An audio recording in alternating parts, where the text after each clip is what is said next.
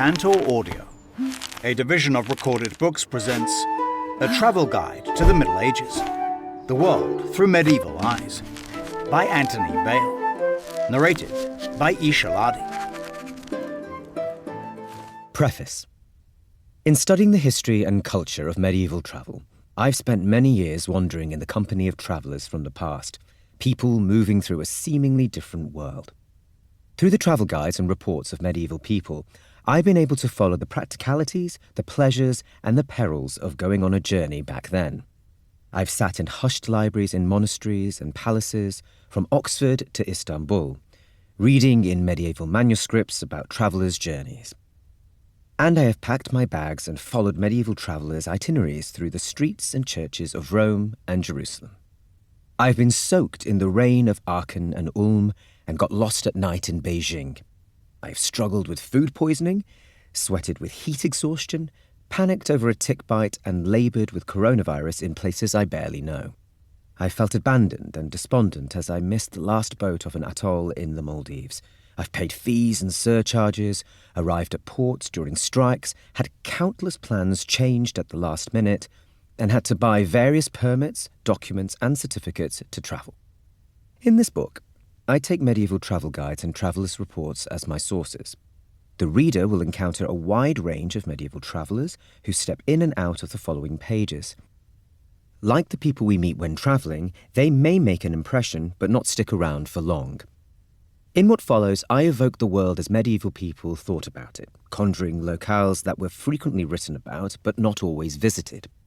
The travellers we meet may not always be sympathetic to our tastes, but that is often true of those we encounter when we are on the road. In the European Christian imagination, the notion of travelling the world was fundamental. We see this reflected in the Mappae Mundi, world maps made in cathedral cloisters, in pilgrimages to saints' shrines, in the idea of the soul's pursuit of the earthly and heavenly Jerusalems, and in the turning of early globes. To travel is to expose oneself to new knowledge, and yet travel makes sovereign the traveller's perspective. We often long for travel and far-off lands when we are at home, and it's at home that the pleasures and rewards of travel seem most apparent. Travel is endlessly seductive, but the reality can rarely live up to the stories we tell about places. Writing about travel in the Middle Ages crosses genres: autobiography, nature writing, encyclopedism, confession, history, diary, ethnography, and more. These works also often have a dose of self-regard and contain misunderstandings, including fantastical creatures, ants as big as dogs, women with gems for eyes, griffins, half eagle, half lion, strong enough to carry off a horse, and places, the Fountain of Youth, the Island of the Amazons, even the earthly paradise itself, that were heard about, but were never seen or visited. To travel in the Middle Ages was to move between truth and fiction. Besides these elements, travelogues are necessarily highly subjective, partly because travel often involves encounters with the unprecedented, and partly because authors come with all the errors and negative portrayals of others bequeathed by their cultural and individual assumptions. Travel, as a cultural phenomenon, is imbued with much more than movement through space. The term wayfarer could encompass anyone on the move: a traveller, a vagrant, a transient person, or a pilgrim. Forced migration, expulsion from a town or country, being told to go on a journey for an employer, conscripted into a distant battle, such things are movement or mobility, not travel. Travelling usually engages a sense of place and involves a purposeful or chosen trip, an encounter with difference that is willed, mobility that is voluntary or considered. To travel is to make a journey from which one plans or hopes to return home, to choose to uproot oneself temporarily from one's own world, to desire some kind of knowledge from the journey.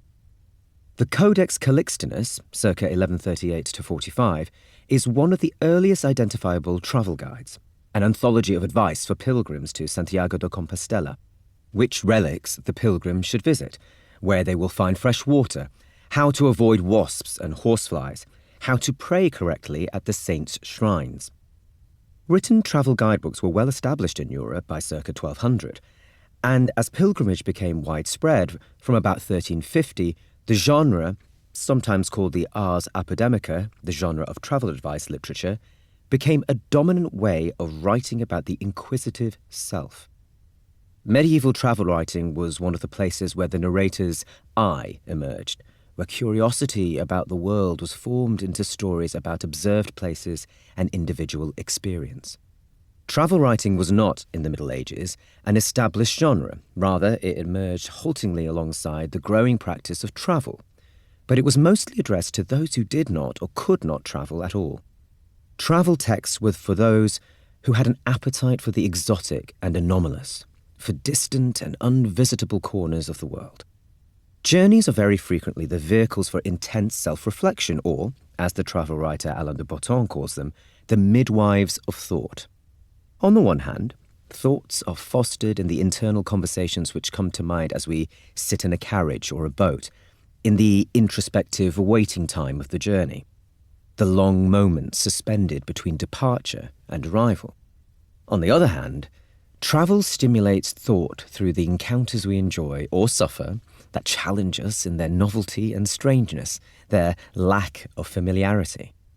In the following chapters, we will travel across and around the medieval world, seeing the values, pleasures, fears, and desires rooted in travel.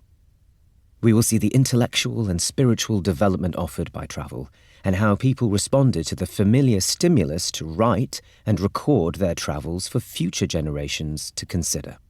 Even in the 21st century, when so many people frequently venture great distances, sometimes out of necessity, sometimes out of desire, travel is never a straightforward transaction, but usually dances between excitement and exhaustion.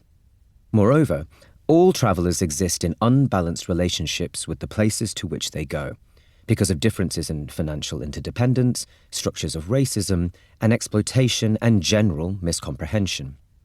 As Elizabeth Bishop writes in her poem Questions of Travel, continent, city, country, society. The choice is never wide and never free. We take ourselves, our values, and our demands with us wherever we go, and these limit and constrain us even as we seek freedom. In what follows, I invite you on a journey through the landscapes that awaited the medieval traveller. These are sometimes physical places, locatable, identifiable, some visitable today, and sometimes landscapes of the mind. I have mostly transliterated names, including place names, according to their most common forms. I have given parenthetical names when the medieval name is significantly different from the modern one, for example, the modern Azov, Russia, as opposed to the medieval Venetian Tana. I've not standardized some reported distances, given that there was a wide range of measurements of a mile. I hope the reader will allow for some inconsistency in this regard, as we travel across shores of shifting power and variety. For the purposes of this book, I have drawn on sources from the later Middle Ages, roughly 1300 to 1500, a period of dynamic efflorescence in technologies and cultures of travel. In particular, this was a period when travel became profoundly connected with reading and writing. In other words, a culture of travel developed alongside the lived history of travel. Starting with a focus on Western European culture, a travel guide to the Middle Ages then fragments, diversifies, and puts down roots across the world as it was known to medieval Europeans, from England to the Antipodes. I don't claim to offer a complete itinerary of the medieval world. We could have embarked for other destinations too, to Compostela, Salamanca and Toledo, Novgorod and Samarkand, Zanzibar and Great Zimbabwe. But one always has to choose a route. In what follows, as was often the case, a pilgrimage to Rome and Jerusalem gives way to a voyage of curiosity and exploration. I invite you to roam through space and place, through these sojourners' writings, which both disturb and expand notions of humanity, experience, and knowledge. A medieval mariner's windrose. The windrose developed as a kind of compass in order to predict the weather and to navigate the sea correctly. The names of the winds were usually given from the position of the Ionian Sea, between Sicily and Greece, at the crossroads of maritime Europe. North, Tramontana, Tramontane, the north wind from beyond the mountains. Northeast, Greco, Gregale, the strong northeast wind from Greece. East, Levante, levanter, subsolen, an easterly wind from where the sun rises. Southeast, Scirocco, Siroc, a hot, strong wind blowing from northern Africa. South, Ostro, Oster, Mezzogiorno, the weak south wind bringer of rain. Southwest, Libecchio, Garbino, the gusty southwest wind from Libya. West-southwest, the Zephyr, a mild west wind. West, Ponente, the dry west wind from where the sun sets. Northwest, Mistral, Maestro, a strong, cold northwesterly wind blowing from the south of France, following the master shipping route from Venice to Greece. 1. The Shape of the World in 1491, or A Preamble with Martin Behaim. Nuremberg.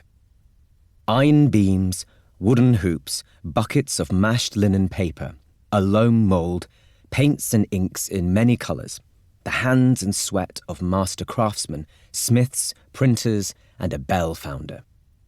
From these materials, a sphere emerges, about 2 feet wide. It is the year 1491 in the German city of Nuremberg, and work is underway on a magnificent and unusual piece of sculpture.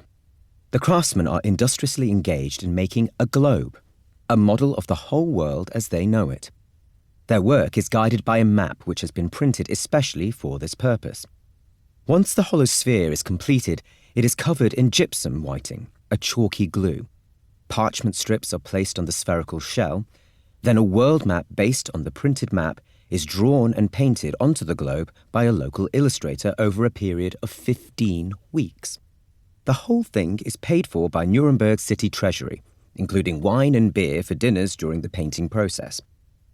Once it's finished, the globe is placed in one of the reception rooms of Nuremberg's Rathaus, the magnificent Gothic town hall at the city's centre, for the enjoyment and edification of the city's rulers. The globe promises future riches as it purports to identify where precious gems, harvests of pearls, exotic woods, and the best spices are to be found. A whole world of trade for the people of Nuremberg to exploit. In charge of this laborious undertaking is Martin Behaim, 1459 to 1507, a merchant, traveller, and navigator. Since the later 1480s, he has been court geographer to the Portuguese King João II, died 1495. King João is keen to drive forward Portugal's trade and its nascent empire in the Atlantic, in Africa and in the East, and Behaim sees himself as crucial to this enterprise. Indeed, Behaim is famous in Nuremberg for having, according to his own boast, circumnavigated 1/3 of the world. Behaim's globe is one of the earliest surviving European attempts to represent the whole world on a physical globe. It shows us how a group of travellers, craftsmen, scholars and merchants conceived the world in the early 1490s, on the eve of Europe's encounter with the Americas. Behaim's globe, now displayed in the German National Museum in Nuremberg, looks like a modern globe.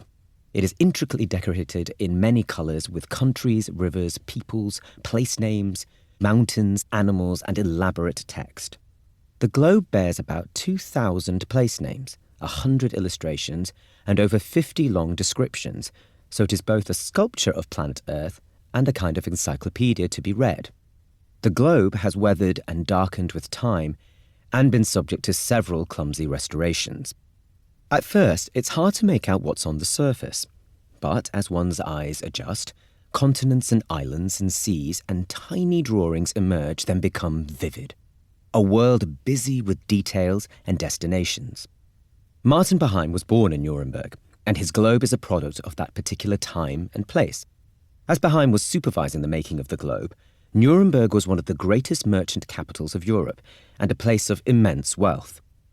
The Behaim family's money came from trading in mercery, luxury textiles, a line of business that was international to its core. Cottons, silks, ribbons and tapestry, damasks and tabbies from the Middle East, Persia and even China, traded via Venice across Europe. Nuremberg, like Augsburg, Bruges, Cologne, Florence, Frankfurt, London, Lubeck, and Paris, was one of the rapidly growing entrepot cities of medieval Europe, outward-looking and well-connected. Martin's wealthy father, also named Martin, was a merchant at Venice, then the most cosmopolitan city in Europe. The family's surname means of Bohemia. Medieval Nuremberg's wealth came from its status as the main marketplace in Central Europe.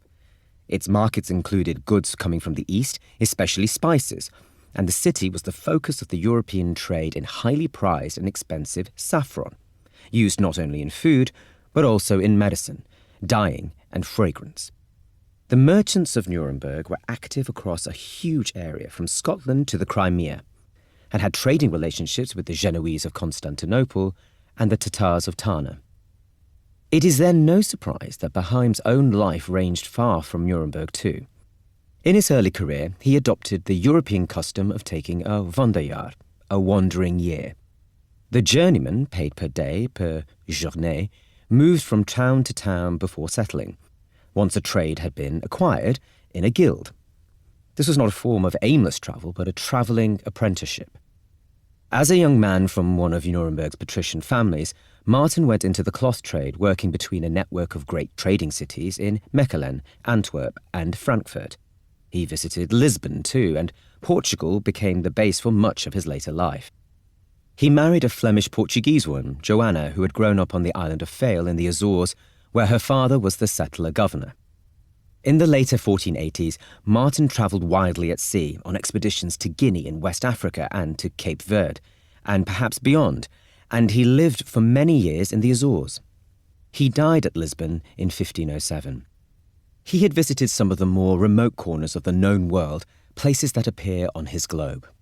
Boheim and his globe are poised at the centre of Europe between east and west, eastward looking in the trade that had made Boheim, his family and his city wealthy, westward looking in his activities in Portugal and his claims of navigating the African coast and the Atlantic Ocean around the Azores. The information written on Boheim's globe combines facts of international trade with gossipy folklore. The globe tells us that in Ceylon, Sri Lanka, people go about naked. We read that in the Nukur and Nicobar Islands, east of India, people have canine heads. We learn that the people of Iceland are handsome white people who sell dogs at a high price, who abandon their children to foreign merchants in order to control the population, who eat dried fish instead of bread, as corn doesn't grow in Iceland, and can live to the age of 80 without ever once tasting bread. We are told that it is they who catch the cod that makes its way to the dining tables of Germany. How do we know which of these things is true or false, rumour or fact, if we, like most people in 15th century Nuremberg, have never been to Sri Lanka, India or Iceland? We have only others' reports to tell us what's there. In the chapters that follow, we shall visit many of the places mentioned on Boheim's globe, and we shall loosely follow the itinerary given by one of his main sources, the Book of Marvels and Travels attributed to Sir John Mandeville, circa 1356. Mandeville remains a shadowy figure whose actual identity is not conclusively known, but his book was one of the most popular medieval travelogues, translated into a wide range of languages and circulating in many manuscripts and printed editions. He described a journey which started as a pilgrimage from England to Jerusalem, but became a voyage of curiosity and discovery all the way to the Far East. His spirit runs through the chapters that follow. As well as being popular, his account of his varied journey represents some key facets of medieval travel. Perhaps most importantly, it narrated a journey that was frequently read about but had not happened. Sir John says he travelled from England to China and claimed that his book had been ratified as true by the Pope. But no such ratification had taken place. Mandeville's book, written in a monastic library rather than on the road, is a repository of wonderful stories that stretch credulity far beyond breaking point. The main place from which he departed was the realm of truth. That is not to discredit him as a source for understanding what it meant to travel. For Mandeville and for his readers like Boheim, the whole world was an encyclopedic storybook of diverse landscapes and societies, a living atlas of fantasy from which anthropological, scientific, and moral lessons could be learned. Many people take great pleasure and comfort in hearing and reading about unfamiliar things, wrote Mandeville. Contemplating distant lands was intended to inspire wonder at the variety of God's creation and the marvellousness of the world. Even as wondering at the world is another way of saying one does not fully understand what one has seen. To travel was to read. To read was to travel. Places and travel narratives were understood via the intermediate agency of older books or other travellers' reports or remote witnesses who had long ago written something about the world. In medieval travel writing, truth was alloyed with untruth, eyewitness testimony sitting alongside antique fantasies. Both Mandeville's book and Beheim's Globe allowed their reader or viewer the chance to visit places via narrative and images. For the craftsman in Nuremberg and for Beheim's family, such as his sisters Elsbeth and Magdalena, cloistered in Nuremberg convents, Beheim's Globe was going to be the only possible way to see the world. And so whether or not its places were real was less important than how they spoke to their audiences. The shape of Europe on Beheim's Globe is recognisable today. It includes the delicately drawn outlines of the British Isles, with Scotland extending almost to the globe's top. France reaches out to the sea with the long arm of Brittany, and the island of Jersey appears oversized beyond Finisterre, just one of many places to have been called the end of the world. The Iberian Peninsula is neatly marked out along with the Balearic Islands, the Azores, and the Canary Islands, with the flags of their rulers showing who controls them, like a military general's tactical map. In Denmark, a king sits on a throne with his scepter. The Italian peninsula reaches down into the Mediterranean next to Sicily, Corsica, and Sardinia. The Baltic and the Black Seas, Cyprus and Iceland are all present. Scandinavia is ill-formed, disappearing towards the northern edge of the globe, and what is now Russia appears largely empty apart from its rivers. Nonetheless, Beheim's Europe is clearly identifiable to someone from the 21st century who is used to looking at a map. Likewise, the coastlines of the Middle East and of North Africa are still familiar to a modern viewer. The Nile flowing through Egypt, the Red Sea, the Sinai, and Arabian peninsulas. However, to Martin Beheim and his men labouring over his globe, the idea of the world's shape was quite different from ours. Once we look beyond Europe, Beheim's globe parts company with our view of the world. Most conspicuously, the globe has only 3 continents: Europe, Africa, and Asia. It has almost nothing at its poles. At the Arctic North, there is an open sea bordering the northern edge of Russia. In the Antarctic South, Beheim's artists filled the space with the Nuremberg eagle, the city's symbol, with the Virgin Mary's head and the flags, arms, and ensigns of Nuremberg and Europe. Beyond the reaches of Tartary and Cathay, broadly Russia, Central Asia, and China, Beheim's world fragments into a succession of islands, many of them unnamed, as if the continents had become jetsam, floating on the vast seas of the rest of the world. There are 2 main oceans in Beheim's world: the Western Ocean, which starts at Europe and reaches across to Sipangu, Japan, and the Indian Ocean, which starts somewhere under Arabia and the Trapobane, Sri Lanka, and reaches across to near Java. A further ocean, the Eastern Ocean, starts east of Java and south of Japan, meeting the Western Ocean. That is where we would now place the Pacific Ocean. It is easy to infer from such errors that Europeans had little understanding of their planet. Yet Beheim's globe represents the culmination of hundreds of years of discovery and inquiry about the shape of the world and the marvels to be found around it. It is worth stating very clearly that in general people in the Middle Ages did not believe the planet to be flat.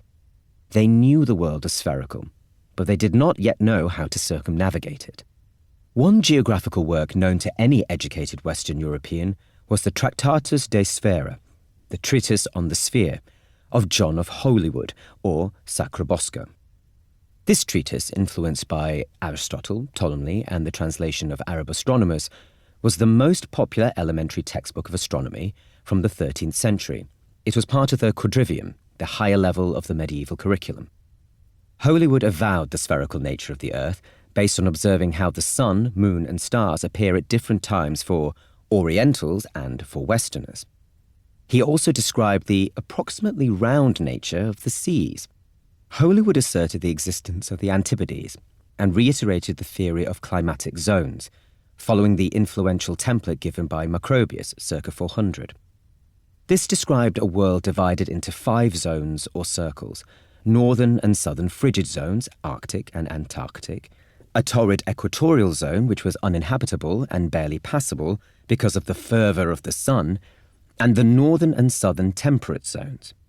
Baheim's globe marks this torrid zone with its equatorial line and a legend explaining that day and night are there always 12 hours long throughout the year.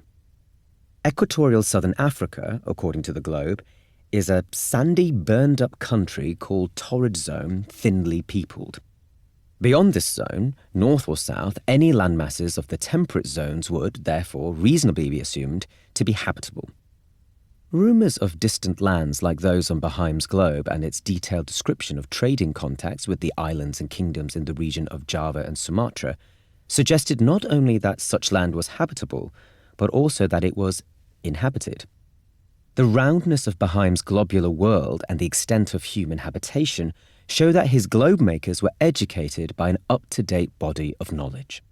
Many august authorities in ancient geography and philosophy had speculated about the existence of habitable land, a 4th continent beyond the torrid zones and separate from the known continents of Africa, Asia, and Europe. Cicero's dream of Scipio, 54 to 51 BCE, which circulated widely in medieval Europe with its commentary by Macrobius, described inhabitants of the distant southern lands of the rising or setting sun, a human world well beyond the small northern portion of the world inhabited by Romans, i.e. the Mediterranean. In Cicero's account, the people of the southern zone, who plant their feet in the opposite direction to ours, could have no connection whatsoever to the northern zone of Europe. Yet Baheim's globe innovatively connects everything on one sphere.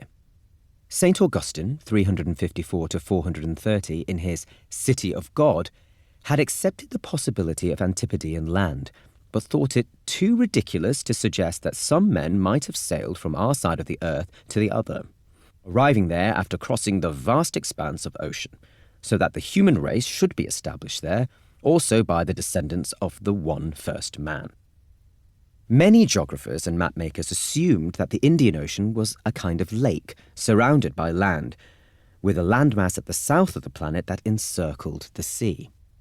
By the 14th century, the terra incognita of the southern zones was broadly accepted as existing, contiguous with known places and somehow reachable, although its precise features and location were subject to debate. It became understood that the torrid zone was to some extent passable. Baheim's globe, following Holywood via Mandeville, reported on how the lodestar, or pole star, was not visible from the Antipodes, and this is represented on the globe at Kandin, an island east of Java. At Kandin and Java, and in the islands thereabouts, Baheim's globe points out that the north or pole star is no longer visible, but another star, called Antarcticus, the southern pole star, is visible. This is because the country is foot against foot with our land, that is, it is at Europe's antipodes. Guillaume Philastre, died 1428, a French cardinal and keen geographer, wrote that they who live in the furthest parts of the east are Antipodeans to those who live in the furthest parts of the west. Thus, by Baheim's day, it was widely assumed that there were reachable but as yet unknown parts of the world, potentially full of people waiting for the Christian gospel to be preached to them and to trade with the West. At the same time, the information on, if not the format of, Baheim's globe follows the standard medieval arrangement of the world into an orb of 3 continents, essentially following what is now called a T&O map. The Christian arrangement of the continents, a letter T set within a letter O, was a dominant idea of the Earth until around 1500. It placed Asia in the top sector, Europe in the bottom left, and Africa in the bottom right. The T was formed by 3 bodies of water, usually the Don, the Nile, the Mediterranean, and the O represented the great ocean surrounding the known world, the Ecumene, from the Greek, anti, against, opposite, and pous, pod, foot. foot against foot, the community of the known inhabited world. Baheim's globe is likewise dominated by 3 continents of Africa, Asia, and Europe, all connected by the oceans. The globe was known in German as the Erdapfel, the earth apple, both orb and apple of the planet Earth. The name earth apple reflects the medieval understanding of the planet in the form of an organic fruit, a living circle. This was God's bounty in his perfect creation, reflecting a world traversed with routes that travellers, including Baheim himself, had taken, and all the territory that travellers could expect to find beyond the seas. This is similar to the tiny T&O sphere, held like an apple by the baby Jesus in a 14th century fresco in Florence, like Nuremberg, a world city of trade and wealth in medieval Europe. The infant Christ has the whole world in his hand. Here the T of the T&O is inverted, perhaps to suggest God's perspective looking down from the top of the world. The T&O map presented the world as a complete trinity, segmented by God's handiwork into neat continental portions. This followed the biblical statement that all people were descended from Adam, Genesis 9. Via Noah's 3 sons. In this ethnographic theory, Shem's progeny lived in Asia, Ham's in Africa, and Japheth's in Europe. If Christianity was to be spread to all nations, as enjoined by Jesus, Matthew chapter 28, verses 16 to 20, then a globe like Baheim's was a way to represent and connect the whole habitable world, in which the gospel and trade might reach those places beyond the torrid zones, once considered unreachable. The receipt from the Nuremberg city treasury, which paid for Baheim's globe, notes that it was for the enjoyment of the powerful city council. In Nuremberg, the city council, rather than the guilds, managed the city's trades. As they turned the globe, the wealthy burghers of Nuremberg might have remembered journeys they themselves had made. The Nuremberg city councillor Georg Holschuer, died 1526, who instigated work on the globe and supervised the council's expenditure on it, had himself travelled to Egypt and Jerusalem in 1470 as a merchant and pilgrim. Georg Glockenthon, died 1514, who illustrated the globe, had made maps of the Romweg, the route to Rome for German pilgrims. Some would have thought about more intrepid destinations they had visited or longed to visit. They might have thought about the origins of the goods that had made them rich. They might have reflected on the news of Portuguese discoveries in Africa that were, month by month, revolutionizing European knowledge of the world, and in which various members of the Baheim and Holschuer families would take an active part over the coming years. They might also have thought about fantastic destinations, pricking their curiosity, taking them to places in their imaginations that they could only know about from books and pictures. Where the place name Nuremberg should appear on the globe, the label says Baheim. The globe was a status symbol where the Nuremberg navigator's knowledge of the whole world could rest in his hands. The globe, in effect, gave Baheim and the good men of Nuremberg a God's eye view of the world. So the globe suggests Baheim's past and future mastery of space, the world authored through one man's perspective at a specific moment in time. When gazing on any world map, it becomes easy to forget one's present situation. Like photographs of a holiday, a globe can be the starting point for stories about what one saw on one's travels, about where one went and the route one took. The globe could be useful for navigation and exploration, but its format as a large luxury material item does not lend itself to physical travel. Baheim's globe is a souvenir, a memento. One of its functions might be to make places present, in miniature and in the mind's eye. Mastery of space is always easier to imagine than mastery of time.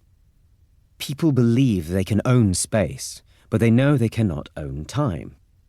On the globe, the world flickers by, subject to the viewer's perspective. Towns are made tiny and awesome coasts become ribbon-like outlines. In that moment, the temporal is less important than the spatial, and we seem to see and know it all. Baheim's globe emerged at a key historical turning point, a caesura, one of the moments when, in Europe at least, what is often called the medieval starts to look early modern. That is, on the eve of the European settlement in the Americas after 1492. There are similar moments, for instance, the First Crusade of 1096, the 1453 Ottoman capture of Constantinople, or the promulgation from the 1520s of Protestant strictures against pilgrimage that punctuate the medieval history of travel when the nature of travel changed significantly. But can we even define travel? Most medieval mobility was highly place-based, the sale and purchase of goods from a specific fair, or moving between a network of monasteries, or a journey to fight a battle in a specific locale. The dominant form of travel that emerged in the medieval West was pilgrimage, which usually encompassed an element of tourism. A pilgrimage involved departing, typically on an established route, for a desirable and cherished destination and returning home improved, renewed, transformed. Reasons and motives for pilgrimage were various. Sometimes pilgrimage was voluntary. Sometimes it was medical. Sometimes it was imposed as a punishment. Sometimes one undertook a pilgrimage on behalf of one's community. But a pilgrimage was always a journey to a special destination. Such destinations included Walsingham, Canterbury, Aachen, Wilsnack, Cologne, Santiago de Compostela, Rome, Bari, Jerusalem. These locations and many more were all imbued with a charismatic holiness and were key shrines for Christian pilgrims. But by about 1350, such journeys had the trappings and infrastructure of what we might now call mass tourism, or even package tours. Groups of travellers paid agents and suppliers to ensure degrees of comfort, safety, and sociability. And on their behalf, travel operators dealt with obvious obstacles such as language, transportation, currency exchange, and the provision of food. Travellers were brought together in unpredictable social groupings, with the ensuing frictions and friendships that arose. The unfamiliar were muffled by knowing where one was going and, to some extent, who one was with. Travel represents a search for happiness, for redemption, for wealth. Yet it is defined by the tedious practicalities of shipping, exchange, illness, discomfort, delays, cancellations. Travel has destinations and is supported by industries and infrastructure.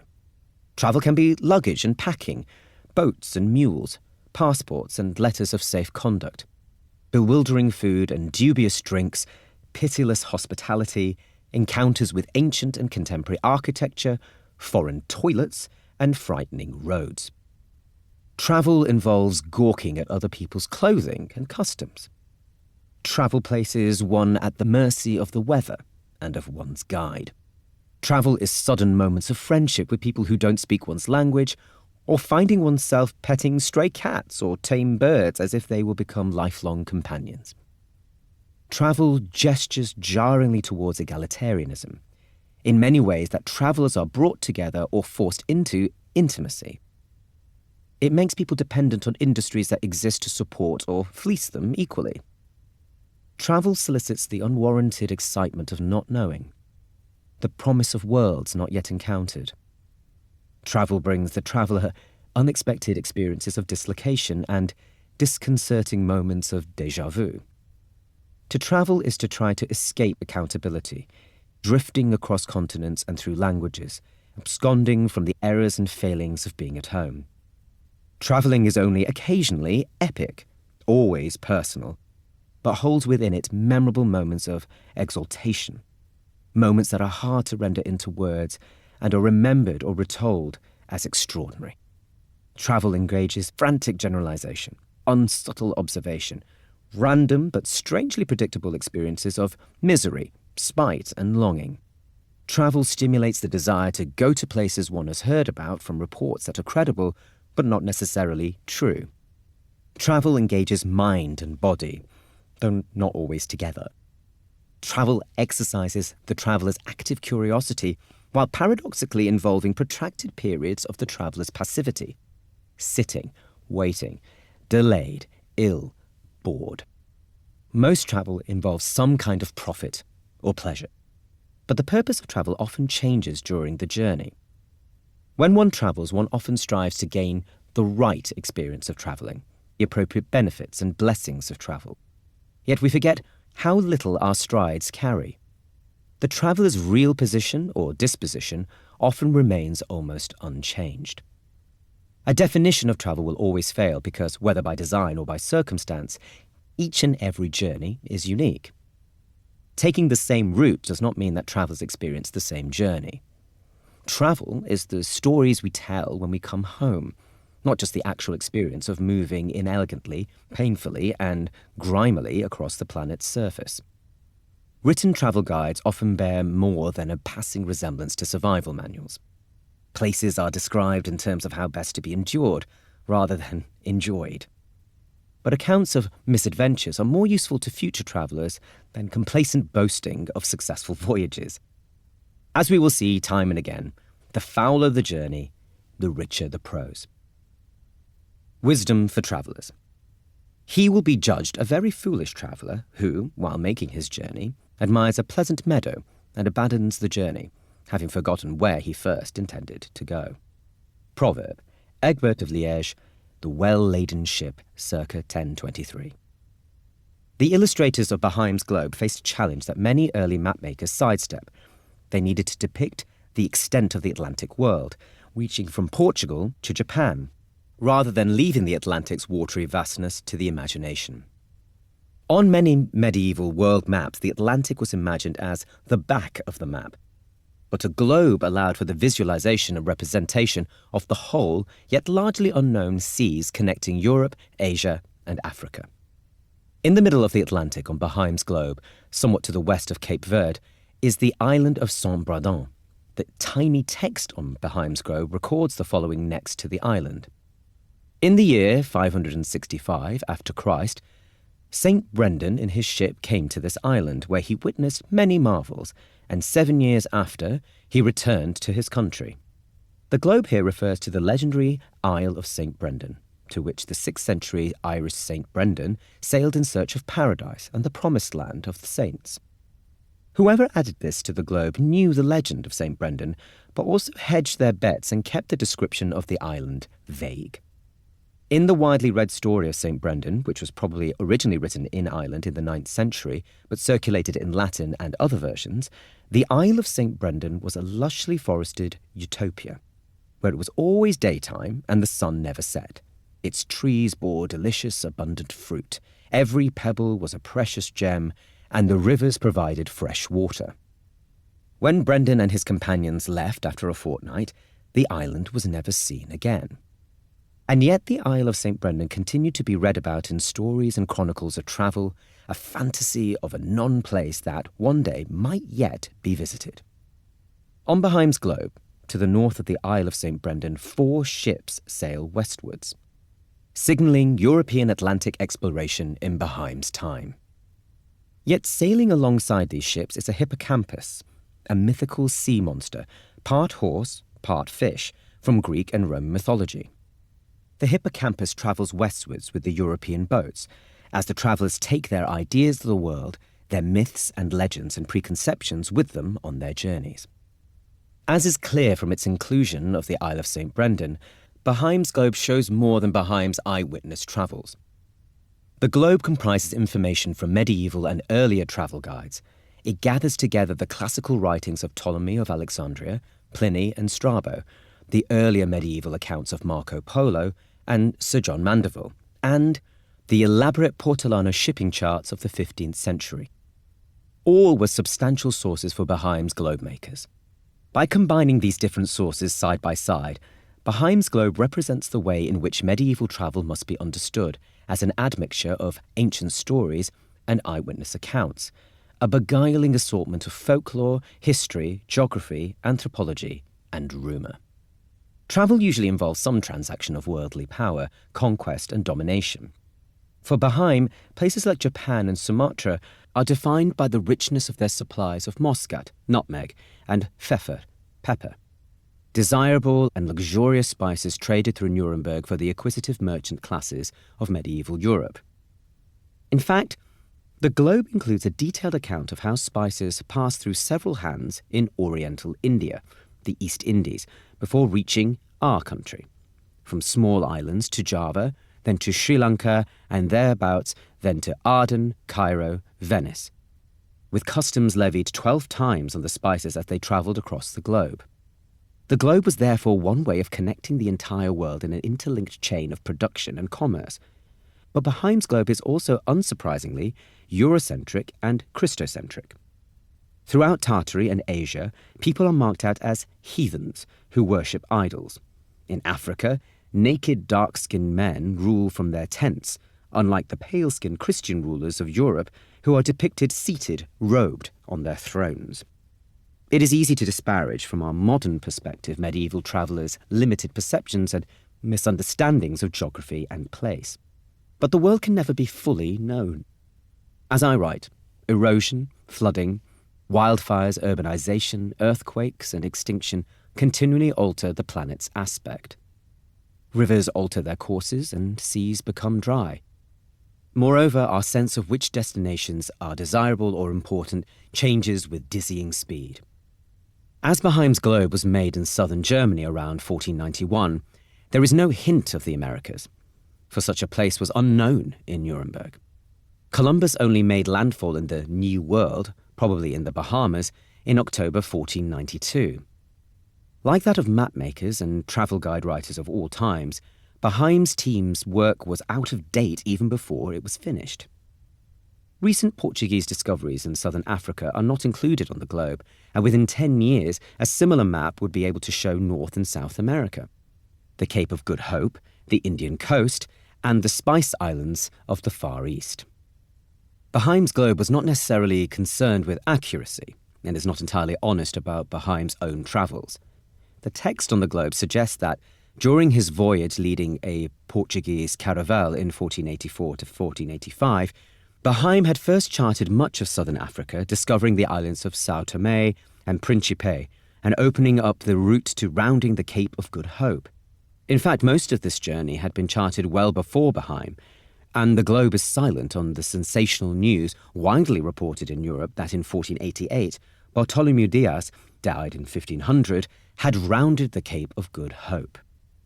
The globe fabricates Baheim's importance and fame as a navigator and explorer, to his individual glory and to the glory of the city of Nuremberg. Any travel writing encourages travellers to see the world through their eyes, on their terms, and to fit their travels to their own image of themselves.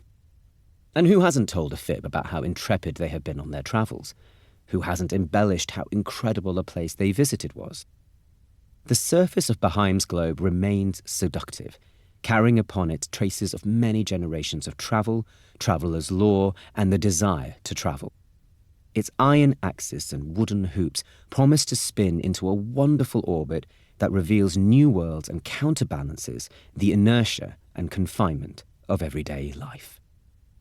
Can I pay for that in plaparts? Currency and systems of reckoning varied greatly throughout Europe. Currencies were often highly local, specific to a town or principality, and used various metals. From the 13th century, florins, then Venetian ducats, became widely accepted, and international banking started to develop. Most travellers had to rely on changing their coinage as they travelled, at very variable rates of exchange. The changes of money between Canterbury and Rome circa 1470. First, one should get a letter of credit at Jacopo de' Medici's bank at London. The rate is 9 English shillings equals 2 Roman ducats. 40 English shillings equals 11 Rhenish guilders of the Duchy of Burgundy. Also, change money at Bruges, where there is a bank. 1 Rhenish guilder equals 21 Dutch plaques, 1 Dutch plaque equals 24 mites, 1 Rhenish guilder equals 24 Cologne pfennigs, 1 Cologne pfennig equals 12 hellers, 1 Bohemian ducat equals 12 ferrers, 1 guilder equals 21 plaparts, 3 plaques of Deventer equals 5 Cologne pfennigs, 1 brass penny equals 2 halfpennies, 1 Bruges liliard equals 3 halfpennies, 1 old groat, grosso, equals half a groat plus a halfpenny. 3 Netherlandish Philipsgulden equal 5 groats. 1 Flemish stuver equals 1 plaque, 11 pence. 1 lily plaque equals 3 halfpence. 1 quarter equals 2 mites. 1 new plaque equals 4 pence. 1 old plaque equals 2 pence. 1 stuver equals 5 pence. 6 Cologne pence equals 5 stuver. 6 plaques equals 3 stuver. Therefore, 1 stuver is worth 2 plaques. 1 Cologne liliard equals 2.5 pence. 1 Bohemian ducat equals 3 kreuzers or 1 plappart. 1 carlino equals 4 bezants. 1 papal groat equals 4 bologninos. 1 bolognino equals 6 ferras or 6 catherines. 1 ducat equals 28 Venetian groats or grossi. 2. The point of departure with Beatrice, Henry and Thomas. Irnham, London, Rye. In the year 1350, Dame Beatrice Luttrell, circa 1307 to circa 1361, was in her manor house at Irnham in the Lincolnshire countryside, packing for a journey. Her title, Dame, signified both her noble standing and her role as mistress of her household. Dame Beatrice was giving instructions, and her maid Joan was doing the packing. Or, more accurately, Dame Beatrice was supervising and instructing, her maid Joan was passing on the instructions, and Henry, the groom and servant, not yet 14 years of age, was doing the packing. Dame Beatrice's husband, Sir Andrew, died 1390, recently returned from Gascony and the wars with the French, had inherited the family estates a few years previously. Dame Beatrice had grown used to running the household and living very well. It was a place of plenty, fragrant with the smells of roasting pig and baking bread. She had waited here while the recent plague marched through England, a pestilence that had carried off about a third of the population in its terminal embrace. Priests, servants, even bishops, and the king's daughter succumbed to the pestilence. Dame Beatrice had seen off the plague. Her home had become a place of safety. But her big house in the east of England, its grey stones squatting silently among solemn woodlands in the rain, was also a place of constraint. Dame Beatrice, over 40 years old, remained childless. Perhaps a journey to Rome via thronging routes, cities full of merchandise and storied shrines and altars would give her the grace to conceive and deliver an heir. She would leave the manor house where her bewhiskered husband would remain with the crows, the rabbits, the deer, the partridges and the pheasants. With his wife away, Sir Andrew could practice his archery at the butts, ride out with a falcon and glove, and have his blood let to restore his humours. Beatrice and Joan ordered young Henry to and fro, snapping at him. Their English mixed with their courtly English French, calling him garçon, boy. There was so much luggage for the young groom to deal with. Bags and chests and packages all overstuffed. They were leaving on pilgrimage for Rome, but Beatrice and her family had made other pilgrimages before. Her family chose their pilgrimages depending on their needs and the amount of time they had. When she had toothache, she sometimes travelled to the church at the town of Long Sutton, a few hours' journey to the east. The church's glass had a holy image of Saint Apollonia, who suffered the torture of having her teeth shattered with hammers and pulled out with pincers. Dame Beatrice gave a penny or two to the saint. A visit to Saint Apollonia always seemed to cure the toothache. When her father, the Lord Scrope, injured his hand during a jousting match, the family prayed to St. William of York, a 12th century archbishop whose miraculous intervention was well documented and whose tomb sometimes gave off the sweetest of odours or from which flowed a healing oil. Thanks to St. William, Lord Scrope's hand then healed. So they made a pilgrimage together to York and took a beeswax effigy of Lord Scrope's hand to St. William's shrine and made an offering of the wax hand. Her recently deceased father-in-law, Geoffrey, had left money for the health of his soul to holy images all over the country, at London, Canterbury, York, Walsingham and Lincoln, reflecting pilgrim journeys he had made when his body was alive. Dame Beatrice had attached a couple of alloy badges to her cloak, signifying other journeys she had made. One badge showed the intricate cast of a cottage, recalling her visit to the Holy House at Walsingham, a structure said to have been miraculously transported from Nazareth to Norfolk. And now, in late 1350, as the last 2 years of the Great Plague eased, this was an urgent time to make a pilgrimage.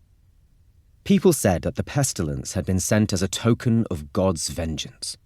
The moment had come for pilgrims like Dame Beatrice to express remorse, promise future good behaviour, and make a public act of penance by leaving home.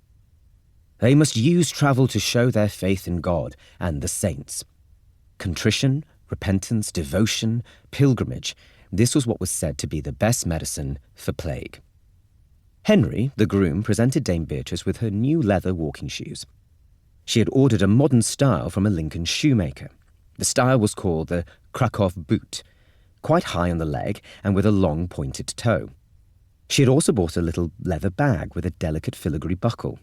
It was packed, so far, with a beautiful new rosary made of glossy jet beads, a knife about the length of a finger, a mirror in an ivory case decorated with one of King Arthur's knights on horseback, and there was a lot of cash in the bag too. Dame Beatrice also had a small wooden lockable chest which was beyond full. She had utterly succumbed to the fanatical spending on the trivial that is a hallmark of preparing to travel. The trunk had 2 pairs of woolen stockings in it, along with a grey wool pleated mantle, a crisp new veil of the finest frilled linen, a new gown in a deep crimson with light green sleeves, and a collar made of soft miniver. There was also a silver bowl, some small jars, and a little book of the Psalms, for which she had made a pretty silver case made. There was a good barrel of French wine in the trunk too, some small empty barrels, and a piece of cheese wrapped in linen, plus a quantity of hard, dry stockfish. And a couple of squares of linen to use as towels for wiping things, and a new comb made of some kind of bone to keep her long hair in good order. There was also, at the bottom of the chest, an embroidered purse of blue and green silk. This contained Dame Beatrice's gold ring on a ribbon. The ring showed St. Christopher carrying the child Jesus. It would, Dame Beatrice was told, protect her on her journey, especially from drowning. The purse had a secret set of coins in it for unforeseen needs and wants. The 3 of them, Dame Beatrice, her damsel Joan, and the groom Henry, would travel together.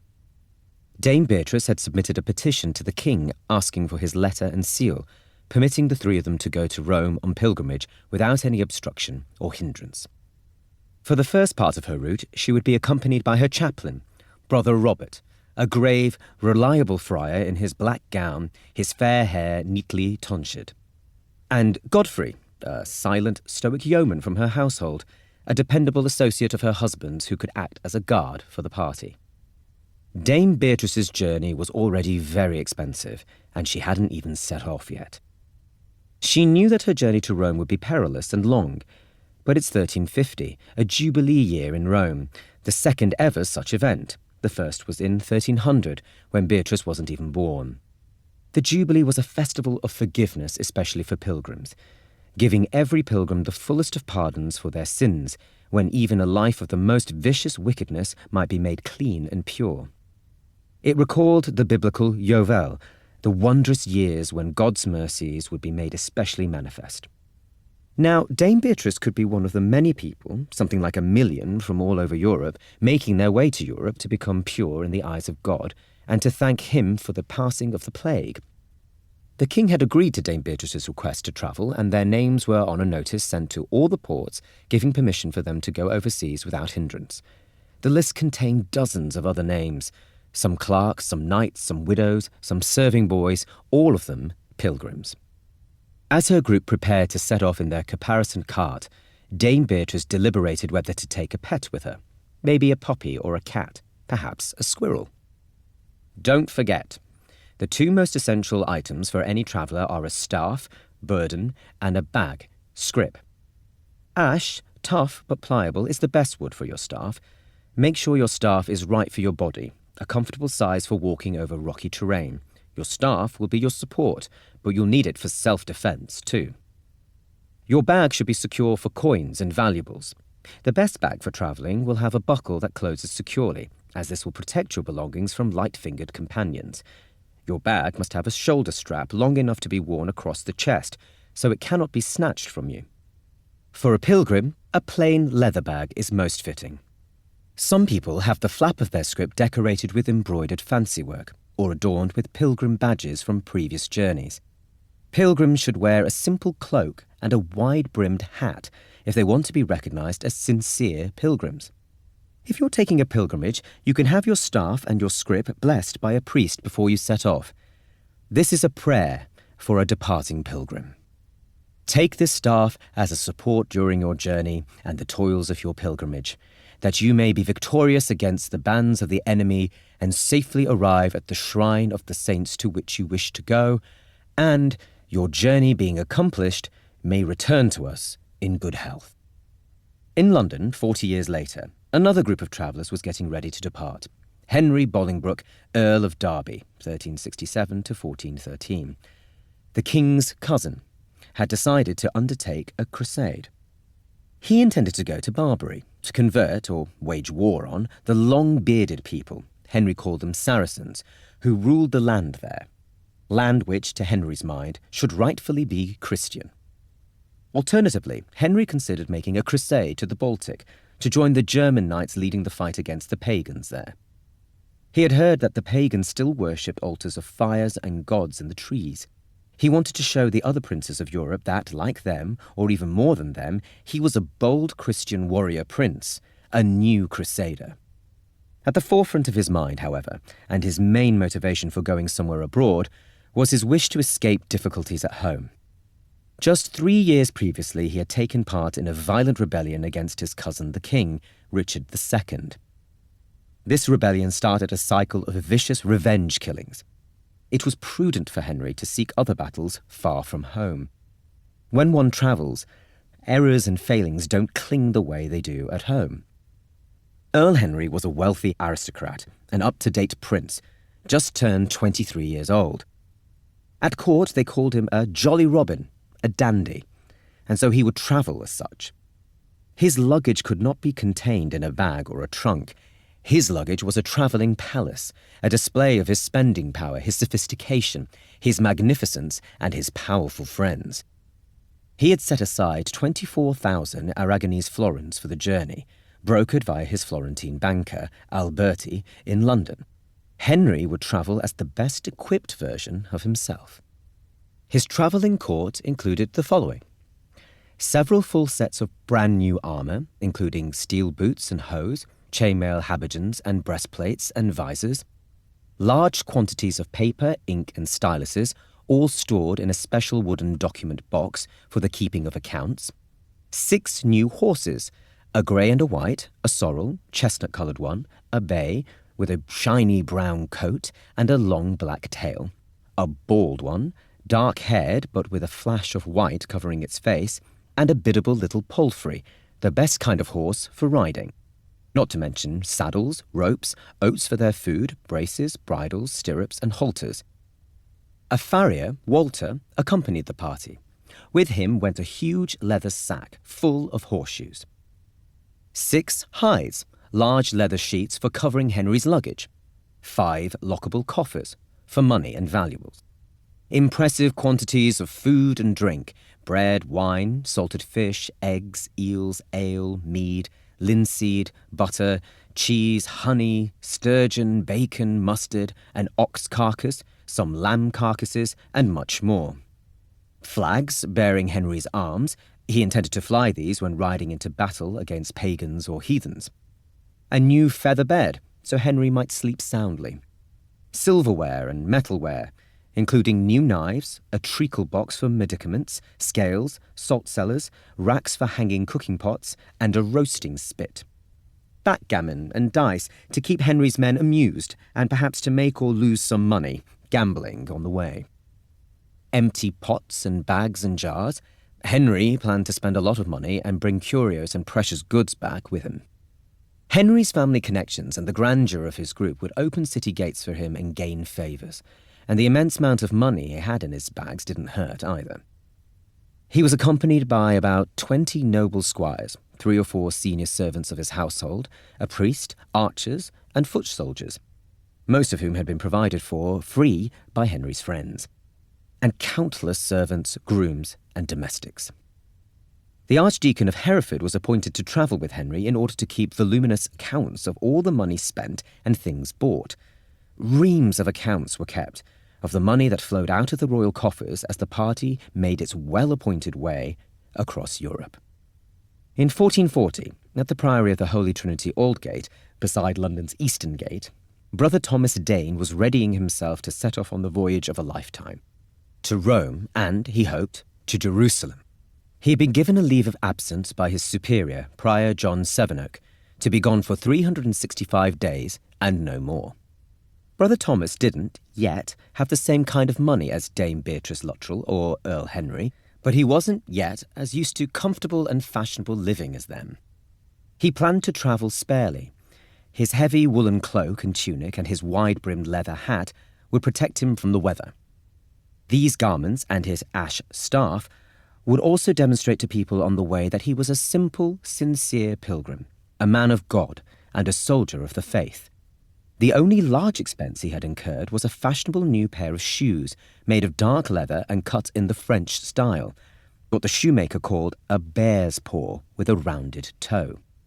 All his other belongings were stuffed in a neat calfskin bag, a tiny barrel for beverages, a stone cup, a little bit of money, some canvas undergarments, a small knife, and a picture painted on a scrap of parchment of the Virgin Mary lamenting the death of Christ at Calvary, the towers and walls of Jerusalem in the background. Brother Thomas carried this image not only in his bag, but also in his heart and mind.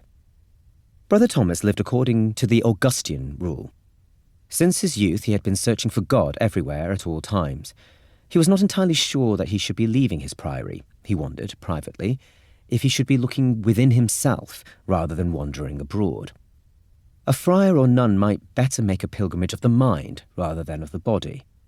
But the monastery's discipline itself had become somewhat lax, and there were many mutterings about Prior Sevenoke's morals, his descent into detestable sins of lechery with the strumpets who gathered in the streets outside the priory. In the license to leave the priory to travel, Prior Sevenoke had called Brother Thomas a man of praiseworthy life and honest conversation. Brother Thomas aimed to live his life in imitation of Christ. He looked forward to treading in Christ's footsteps in Jerusalem, where the stones and streets were bathed in his sweet sweat and bloody tears. The city of Jerusalem would be the greatest relic Brother Thomas had ever touched. He looked forward to suffering thirsty and penniless and exhausted in those very places where Christ had suffered. Brother Thomas travelled poorly, meagerly. He was trying not to think about the journey ahead, about the grimy hovels where he would rest his head, the forbidding mountain passes, the inevitable seasickness. But he fixed his mind on the joyful destination. Like many travellers, Brother Thomas was setting off to confirm what he expected to find, to see a world he already thought he knew. Not all human endeavours are directed towards extending one's earthly life. A proper pilgrimage sought to heal the soul. When or if he reached Rome and Jerusalem, Brother Thomas would be cleansed of all his sins. There had, alas, been a few. Should he die, he'd be able to enter heaven all the more quickly. Luggage, expense, adventure, spiritual improvement, risk, and pleasure. In the Europe of the later Middle Ages, people were packing their bags, or having their bags packed for them, and on the move. The travellers, people like Dame Beatrice, Earl Henry, and Brother Thomas, were full of anticipation and hope, mixed with doubt. Their motives and reasons for setting off were many. The destinations were ambitious, but, for many people, achievable. As they locked their travel chest and shut their doors behind them, each traveller was sweetly intoxicated by the world in front of them, a world waiting to be encountered, embraced, encompassed. Travel is almost always fueled by anticipation. The beckoning of the world before us is more seductive than the clicking of the latch as we leave. The voyage promises a new self. Yet packing for the journey is disheartening. Packing reminds us of the realities of travel, our physical needs, the discomforts on the way, the spectrum of things that can go wrong, and the myriad circumstances that we need to pack for: weather, theft, loss, breakage, the unexpected, the expected. Medicines, intimate undergarments, stained rags, little towels, toothpicks, scratched hand mirrors, bits of old soap and stumps of wax candles, a needle and thread. Many medieval travellers packed a sword, anticipating violence at some point on the way ahead. And once the packing was done, one found oneself lumbered with a bag as heavy as an ox and about as big. Reality, in the form of a sack full of familiar stuff, trumping imagination and anticipation. The traveller, especially the pilgrim, is sometimes said to sever his or her bonds with the everyday world, but their luggage follows them on their route like a reproachful shadow. People often lose their tempers when they are packing, or feel deflated, demotivated, and depressed by the act. Through our luggage, we are reminded that we are always taking ourselves, our fallen, worldly selves, away with us on our travels. The Milanese statesman and pilgrim Santo Brasca, who travelled to the Holy Land in 1480, concluded that a traveller always needs two bags, one full of money and the other full of patience. Other travellers said that one also needed a third bag, a bag of faith. But this third bag seems to have been the easiest to forget or to lose. For medieval travellers, the preparations for a journey depended on the traveller's expectations. Preparing for travel was not just a matter of packing a bag. There were important additional matters that needed to be taken care of. First, one needed to get permissions to travel, permissions from one's spouse, from one's priest, from one's ruler, and a written bill of safe conduct to go through other rulers' lands. A husband was expected to have the express permission of his wife, and vice versa, before undertaking a pilgrimage. Anyone living in an enclosed institution, like a monastery, a convent, a hermitage, needed permission from senior churchmen. One became an alien the moment one left one's own town or city. A safe conduct, signed by the king and produced at the moments of difficulty, would help to guarantee one's safety. Secondly, one needed to put one's affairs in order. Everyone made sure they had dictated their last will and testament before they undertook a long journey. One couldn't be sure of ever coming back to one's worldly things. And thirdly, one had to arrange one's finances for the journey, the changes of money, the things one would need along the way. Finally, many travellers took a written travel guide. This would include some itineraries to key destinations, giving the distances between them. It might include advice on where the best relics were to be seen. It would have word lists of handy vocabulary, and even some alphabets and prayers for the traveller. And it might include some account and pictures of marvels and curiosities not to be missed. A month into his journey, Brother Thomas had seen the places in England he had longed for. From London he had travelled north first, to York, to see the relics and shrine of St. William, known as a good churchman treacherously poisoned by vicious rivals. Then he had travelled east, to the coast, to see the relics and shrine of St. John of Beverley, known as a great bishop who loved the poor and renounced the world. Then he had travelled south, back via London, to Canterbury, to see the wonderful shrine of Sir Thomas Becket, known as the holy archbishop foully assassinated by impious knights. After that, he had made his way to England's south coast, to the port of Rye, to sail for France, and thence to Rome, and, he hoped, Jerusalem. In London, Brother Thomas had bought himself a guidebook for travellers from a bookseller. The guidebook was written in neat, regular lines in brown ink on vellum and limply bound in calfskin. The opening advice was both frightening and unhelpful. First go to Calais, and through Flanders, Upper Germany and Lower Germany. Speak politely at all times because many people are rude, and some are downright malicious and full of argumentativeness. The guidebook imparted various similar pieces of depressing advice. When one reached Bruges in Flanders, one was told to plan one's route carefully, seeking counsel from currency exchanges, because of wars taking place and other misdoers, criminals, malefactors, wrongdoers, on the way. The guidebook warned of spies on the route. Its author said darkly that the traveller must let no one know which route one had chosen in order to avoid men who hurried ahead and later ambushed innocent and unsuspecting wayfarers. The guidebook intimated that, abroad, one was bound to encounter brigands, pirates, thieves, molesters, and conmen everywhere. It recommended hiring a man called a scarceler, in French an escarcelle, a kind of minder, envoy, and courier all in one, who would accompany the traveller and find the best accommodation for traveller and horse. At the same time, the guidebook warned that one should be careful not to hire a drunkard or a reckless man. Anyone on whom the traveller relied should be sad, secret, and wise, faithful, discreet, and experienced. The writer of the guidebook told his downcast reader that Englishmen are little loved in many places and were respected only for their money or their authority. So Brother Thomas had to rely on his little bags of coin and his deportment and air of pious authority. Like any traveller, he would steel himself to rely on the kindnesses of strangers and life's lottery of dependents.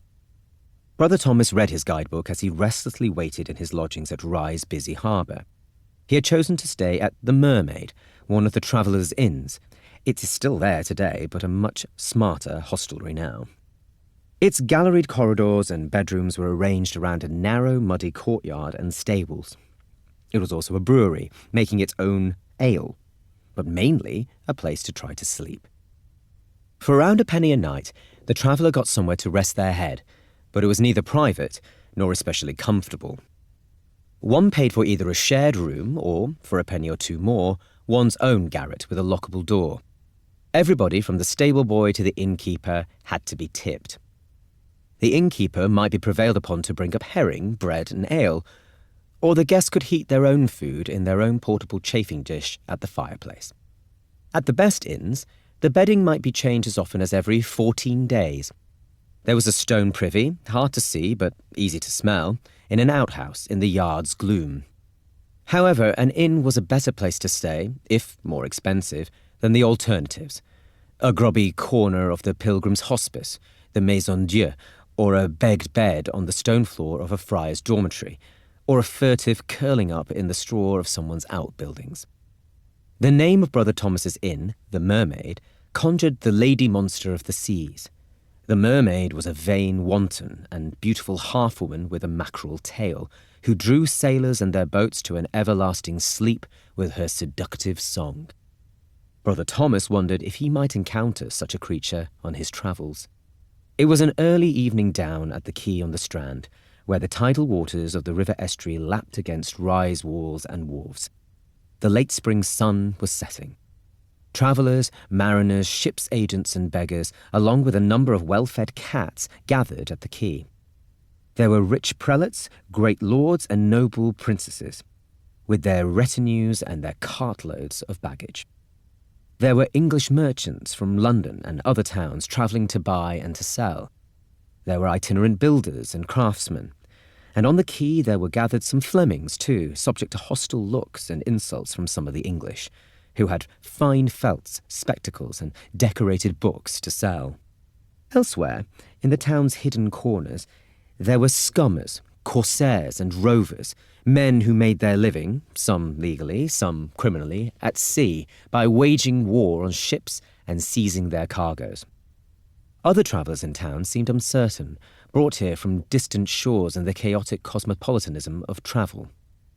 A Welsh widow and her daughter gazed around timidly, with few words of English between them. There was a limping young man from Scotland with a clubfoot and a poxy face, and almost a dozen crucifixes draped around his neck, on a pilgrimage to Spain. There was an old man from Devon with a hunchback in a patched-up cloak who was trying to befriend anybody who would listen. There were two very young priest students from Ireland, neat, sober, precise, and silent, on their way to study in Padua.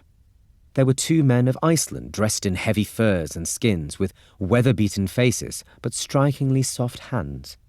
There were also soldiers hanging around, archers and men-at-arms, looking to take a ship for the wars in France and other opportunities beyond. In Rye's riverport, there were dozens of ships of different sizes sailing to and from a galaxy of ports that conjure the world. The Peter and the Thomas sailing to Bordeaux to return with cargoes of excellent wines, the Catherine bound for Bristol and thence Ireland, taking fabrics and spices already come from Arabia, Syria and Persia. The God's Knight from Hull, her cargo of dried Baltic fish being unloaded.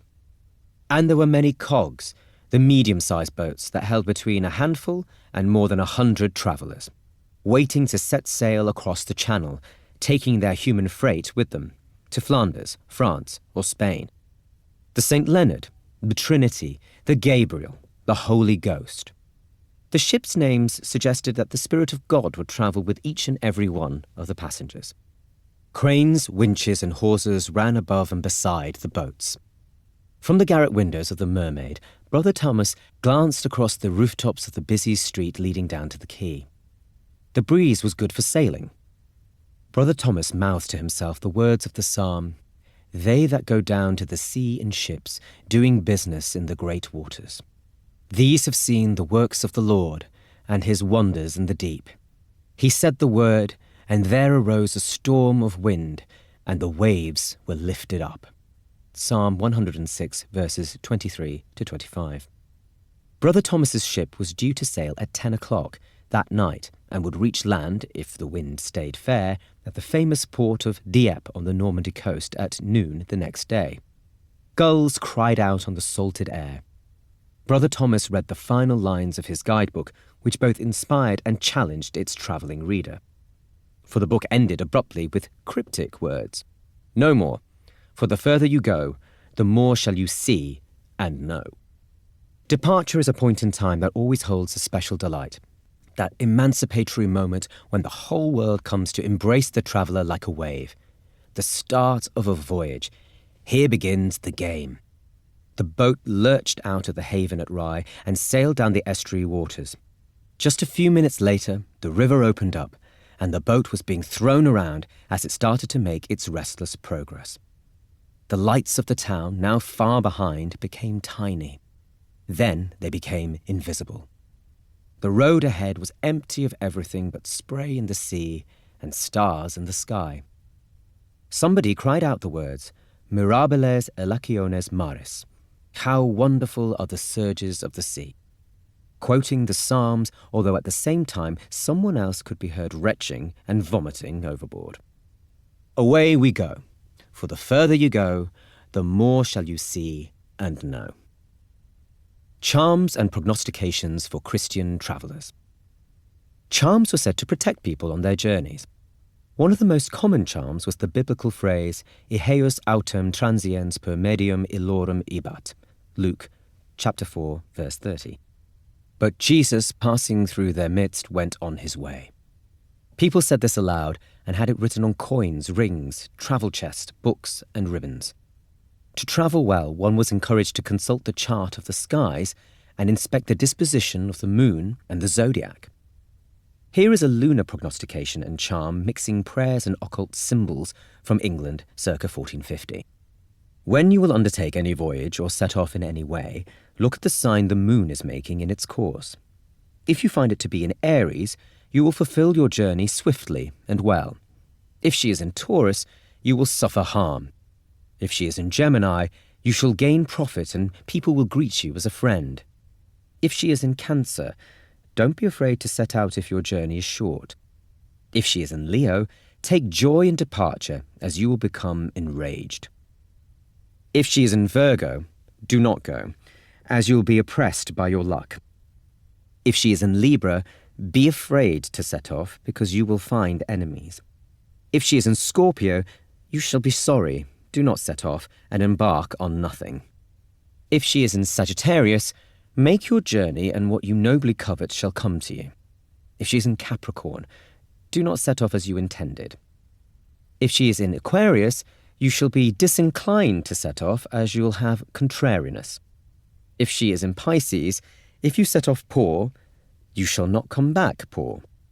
And when you set off on any route, begin and say, "In the name of Jesus, I put the sign of Tau on my forehead, Tetragrammaton, Gradiel, Pantasseron, and the Son be with you, and the Holy Spirit be with you and among us." But Jesus, passing through their midst, went on his way.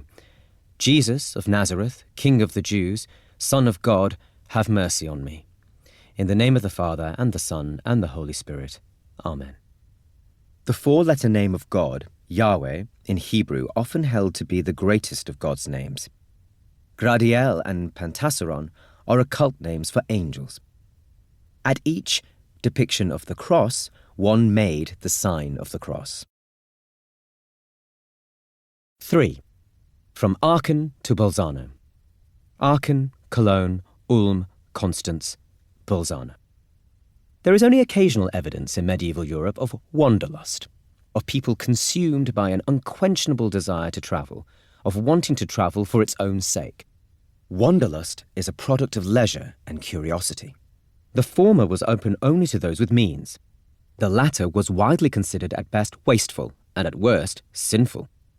After the poet Petrarch, 1304 to 1374, had climbed Mount Ventoux on 26th of April 1336 out of curiosity, nothing but the desire to see its conspicuous height was the reason for this undertaking, he violently rebuked himself for such mental wandering. For Petrarch, seeing and viewing the landscape could be authorized only by God. Internal sight or self-knowledge was the true quest. There were also significant barriers to travel. People with a religious vocation were enclosed in monasteries, nunneries, or hermitages. Serfs and servants were often obliged not to leave their lord's manor or estate. Increasingly, parishioners were encouraged to receive sacraments like confession and communion in their home parish. And yet people did travel, motivated by religion, trade, communication, and the pursuit of knowledge. Far from the delightful leisure often sought through travel today, most medieval travel was industrious and taxing in every sense, and had an objective. Yet tourism, usually understood as the commodification of the experience of travel, certainly existed, especially in the religious practices of pilgrimage and, less frequently, through the mobile pursuit of curiosity and knowledge. As tourism developed into an industry in itself, travel became configured around non-places, transitory thresholds, geared towards departure, designed only to keep the traveller on the move. Pilgrims' hostels, inns, ferries, quarantine stations, and money-changing stations are the medieval equivalent of today's airports and hotels, places designed to make one feel like one is between places, nowhere or anywhere, rather than somewhere. In medieval Europe, most cities developed ways of caring for and hosting visitors, or at least some visitors depending on their religion and status, and therefore for looking after travellers. Networks of hospitality spread throughout the continent's established trade routes, especially in the shape of inns, taverns, and multi-purpose complexes for trade and hospitality like the Contore or the Stahlhofer of the Hanse, the Fondacci of Italy and the Mediterranean, and the maiden fairs, bazaars at fixed points on trade routes of Central and Eastern Europe. After the Great Plague of 1347 to 50, it became common for monasteries to develop pilgrims' hostels in buildings separated from the main precincts, so travellers, infectious bodies, could be contained at a remove.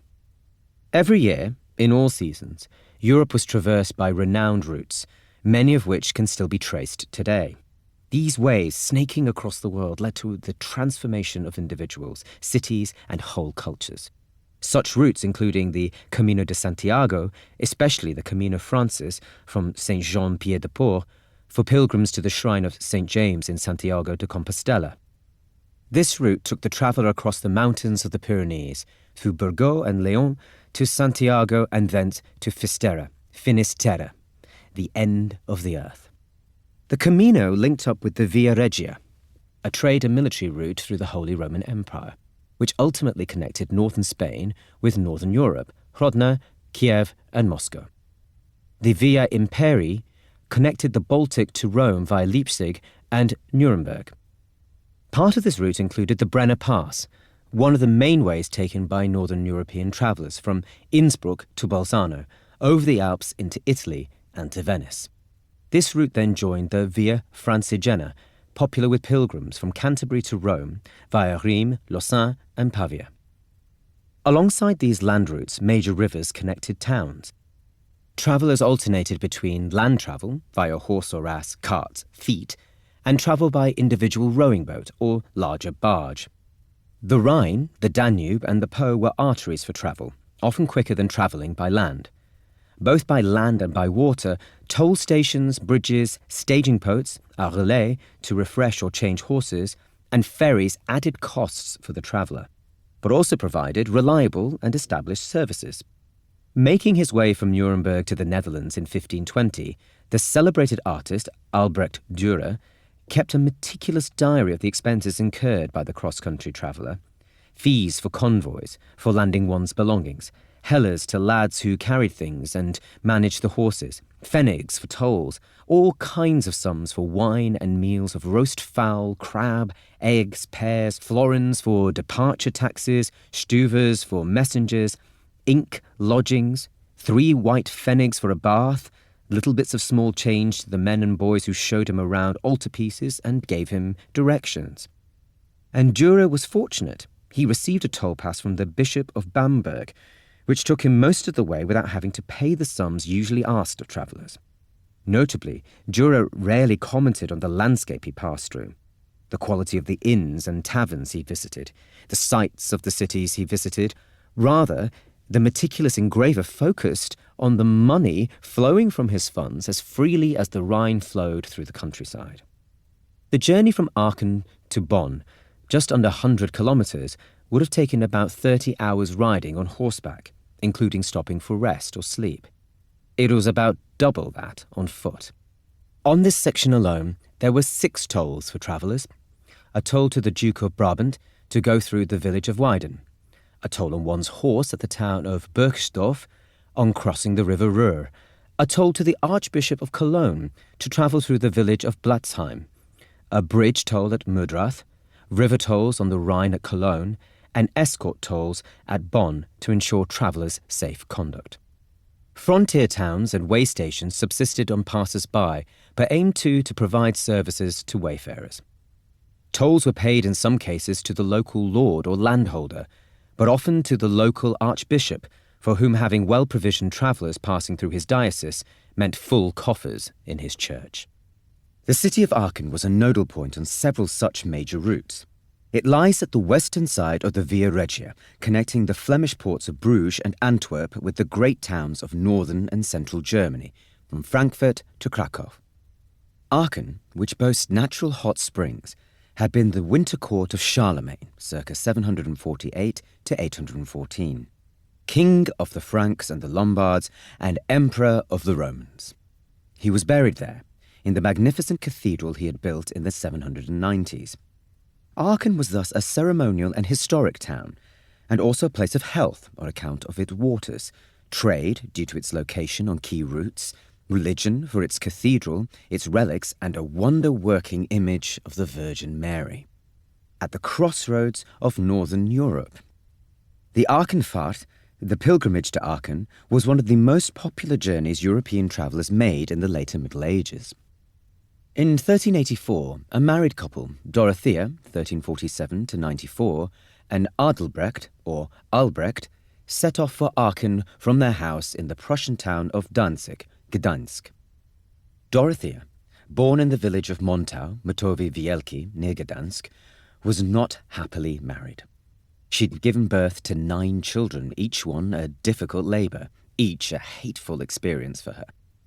Only 1 or 2 children survived beyond childhood, but Dorothea seems to have mourned her virginity more than she mourned the dead children. Adelbrecht, a weaponsmith in Gdańsk, was a heavy drinker, careless with money. He loved to control his wife. He looked after the children while she served God. He was a big brute of a man, 20 years older than his wife, and often struck her with his fists. He was choleric by nature, his humours disposing him to a foul temper, and his arthritis didn't help. In her mid-30s, Dorothea spent a great deal of time at church, though she always tried not to neglect her household duties. She experienced religious visions, ecstasies and raptures, tearful conversations with Jesus Christ and the Virgin Mary. She began to fast, to deprive herself of sleep, and to mutilate her own body. By the time she was 38, all her children but 1 had died. She stopped sleeping in the same bed as Adelbrecht because of her religious ecstasies. Adelbrecht long regarded his wife's religiosity as embarrassing, ridiculous, and very unattractive. She shrieked in joy at church. Some people in town said she was in danger of becoming a heretic, and whispered that she should be burned at the stake. Adelbrecht tried fettering her, chaining her wrists and ankles, confining her at home. One time, she was so engrossed in her ecstatic dalliances with God that she forgot to bring Adelbrecht his dinner. So Adelbrecht shackled her in chains and, understanding her devotion as a kind of wifely insolence, took a chair and struck Dorothea with it over her head. He beat her so hard that he thought he had killed her. Gazing at his wife's limp and broken body, he panicked and found that he still had something of a conscience. Once his wife had recovered, Adelbrecht agreed to make a pilgrimage in order to repent for his terrible behaviour. And so the unhappy pair sold their house and their furniture and left for Aachen, over 1,000 kilometers to the west. The journey took them more than 9 weeks. They travelled by cart and sometimes walked, going westwards via Magdeburg, Leipzig, Erfurt, and Cologne. As she made her way across northern Europe with her sad bully of a husband, Dorothea was doing a great thing, converting a wretched sinner through a sacred journey. Penitence and the cure of one's soul were among the main motivations for travel in the Middle Ages. A pilgrimage, if done properly, was far from a holiday, but rather an act of self-punishment and self-reform. Adalbrecht might have considered his journey to Aachen a miserable undertaking, like Cain, condemned to wander for his violent abuses. Or he may have felt it was a kind of second baptism, a rebirth, the grown man suddenly become humble before God. Certainly, it was a radical transformation from the life of business, pleasure, and bullying that had sustained him at home. For Dorothea, the pilgrimage to Aachen was a chance to transform from prayerful housewife to dedicated servant of God, from being a martyr to her husband to demonstrating her new life as mystical bride of Christ, with whom she had had a relationship no less volatile than with Adalbrecht. The cathedral at Aachen, visited by Dorothea and Adalbrecht, was still largely the imperial chapel built by the Emperor Charlemagne and consecrated in the year 805, a unique and vast cloistered octagon rising up through heavy ancient columns and culminating in mosaic ceilings of gold, viridian, and carmine tiling. Dürer, visiting in 1521, admired the well-proportioned pillars with their good capitals of green and red porphyry, brought by Charlemagne from Italy. The dedication of the church described its living stones, peacefully united in one, soaring for eternity in the holy temple. For any visitor, this was the first time they had seen such a building, such inspiring architecture, such a confection of marble and brick and light. At the time of Dorothea and Adalbrecht's visit, the church was filled with gold and painted treasures. There were box reliquaries stuffed with bits of the saints. Painted figures carved in oak showed the plump infant Christ smiling at his rosy-cheeked mother. Altarpieces depicted Christ's appalling scourging and death, alongside panel paintings showing Charlemagne himself smirking through his beard, holding a miniature drum-like effigy of his imperial church he had built at Aachen. As well as the bodily remains of Charlemagne, the cathedral at Aachen had at some point acquired important and intimate relics of Christ and the Virgin. These were the swaddling, a folded trapezium of brown felt of the infant Jesus, the loincloth, a greying rag worn by Jesus during the crucifixion, the decapitation cloth, a piece of damask said to have held the head of John the Baptist, and, most precious and famous of all, the tunic, a dun, pocketless smock worn by the Virgin Mary on the night of the Nativity. Each relic suggested both poverty and humanity, the tangible presence of biblical divinity transported to Aachen. Dorothea's interest in Aachen seems to have been prompted mainly by her devotion to the Virgin Mary, the tunic having, by the 1380s, become the most celebrated of the relics. The precious fabrics were housed in a magnificent gold and enamel oakwood box, made in Aachen in the 1220s or the 1230s, which resembled a nave church, suggestive of a golden building of heaven, shining in the chapel's opulent shade. Light was thrown on the reliquary's carved golden faces from the chandelier, donated by the Holy Roman Emperor Frederick Barbarossa, 1122-90, hanging in the centre of the octagon.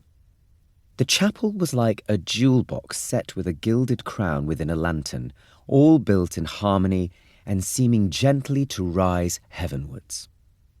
Devoted travellers like Dorothea and Adalbrecht were part of a great movement of pilgrims to Aachen following its promotion of its relics from the early 14th century. After 1349, when the relics began to be shown only every 7 years, they were held up for public view from a high exposed corridor between the cathedral's portal and the main chapel. Travellers thronged to glimpse the relics, queuing in uninterrupted waves as the pious carillons of Aachen's cathedral rang out above. Pilgrims to Aachen are recorded in the 14th century as coming from every corner of Europe, as far as Königsberg, Kaliningrad in the east, Stockholm and Linköping in the north, and Vienna, Bistrița and Villach to the southeast. As pilgrims could not touch the relics shown on high, they often had little pieces of mirror worked into the pilgrim badges so the reflection of the relic touched and thereby blessed their souvenirs, and thereby blessed them. One group of pilgrims, around 1400, carried with them a massive wooden crucifix. Christ hangs sadly from it, his ribs prominent through his scrawny torso, his waist slim as a child's, his eyes full of tired disappointment. He was placed in Aachen's cathedral and hangs there to this day, his pained brow and frowning mouth contemplating visitors to the Nicholas Chapel at the side of the main church. After reaching Aachen, Dorothea spent time at a remote hermitage on the banks of the Rhine and made other pilgrimages, including to the Chapel of the Blessed Virgin at Einsiedeln, hundreds of kilometers away in the Swiss mountains, over muddy roads and precarious passes. Dorothea and Adalbrecht returned to Gdansk, renewed by their visit to Aachen, but Dorothea found her appetite for further spiritual endurance had increased. Delicious food started to taste repulsive. When the weather was cold and snowy, she would lean for hours out of an open window to castigate and mortify her body. She refused to sleep, but prayed and paced about. The couple tried again the following year to return to Aachen. In Brandenburg, they were violently robbed by bandits on the route. They lost their clothes, their money, their wagon and their horses, and Adalbrecht was injured. Dorothea was left barefoot and with just a conspicuously short skirt. They did recover their property in time, but Adalbrecht continued to beat Dorothea. He also got rid of their servant and made Dorothea drive the horses. She walked with the wagon, sometimes leading it. She cleaned it and greased its wheels, she fed and watered the horses and tried to calm them. One time, on a boat as she crossed a lake, the horses started anxiously to stamp their feet, but God made sure the waves stayed calm. Adalbrecht, now preposterously old, trudged on beside her, with a long grey beard. People on the road laughed at the odd couple and cried out at Dorothea, "Sister, where are you taking your Joseph? Are you travelling to the Fountain of Youth?" They were referring to a place which we will visit later, where one could drink a marvellous water and become ever young. The couple went back to Prussia after 18 months on a similarly difficult journey. Adalbrecht continued to beat and thump Dorothea.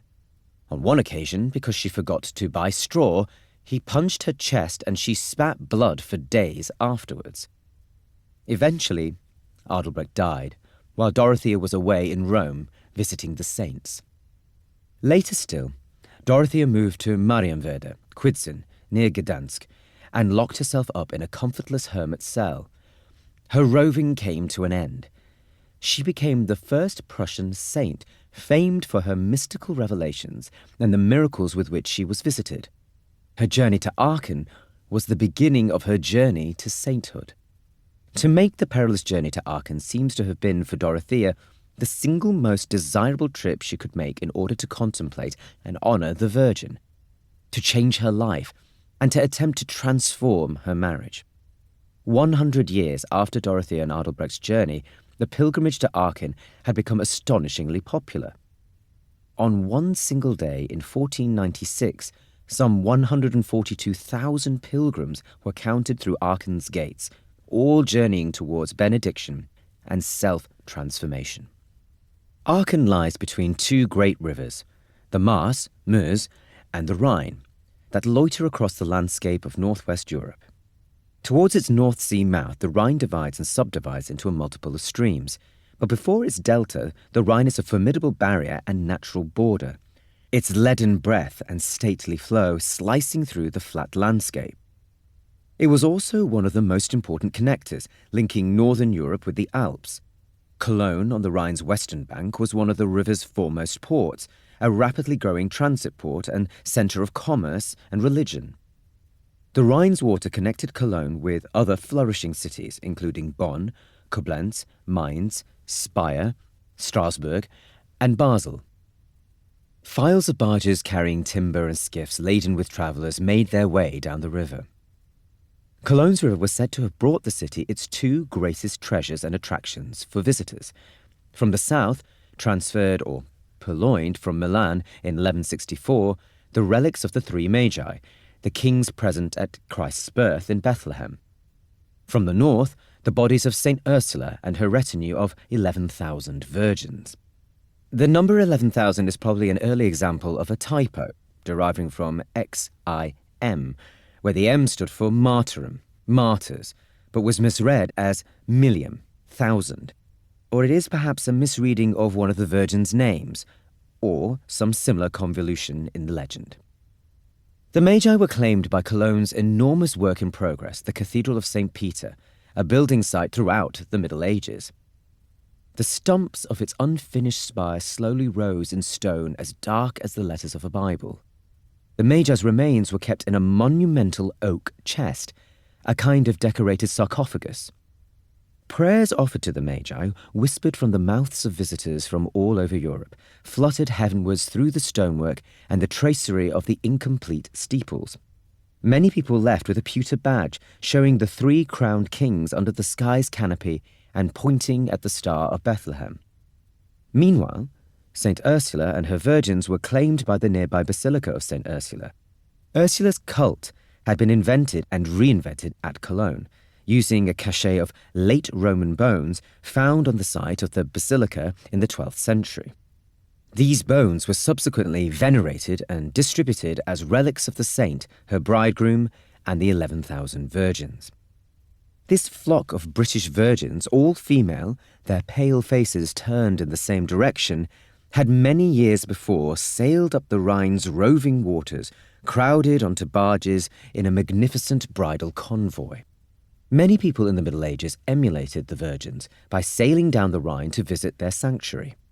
The basilica attracted pilgrims with its massive reliquary, holding little pieces of the slain virgins' bodies, and was a phenomenally sought-after place to visit, especially as Ursula was the patron saint of Cologne, England, and orphans.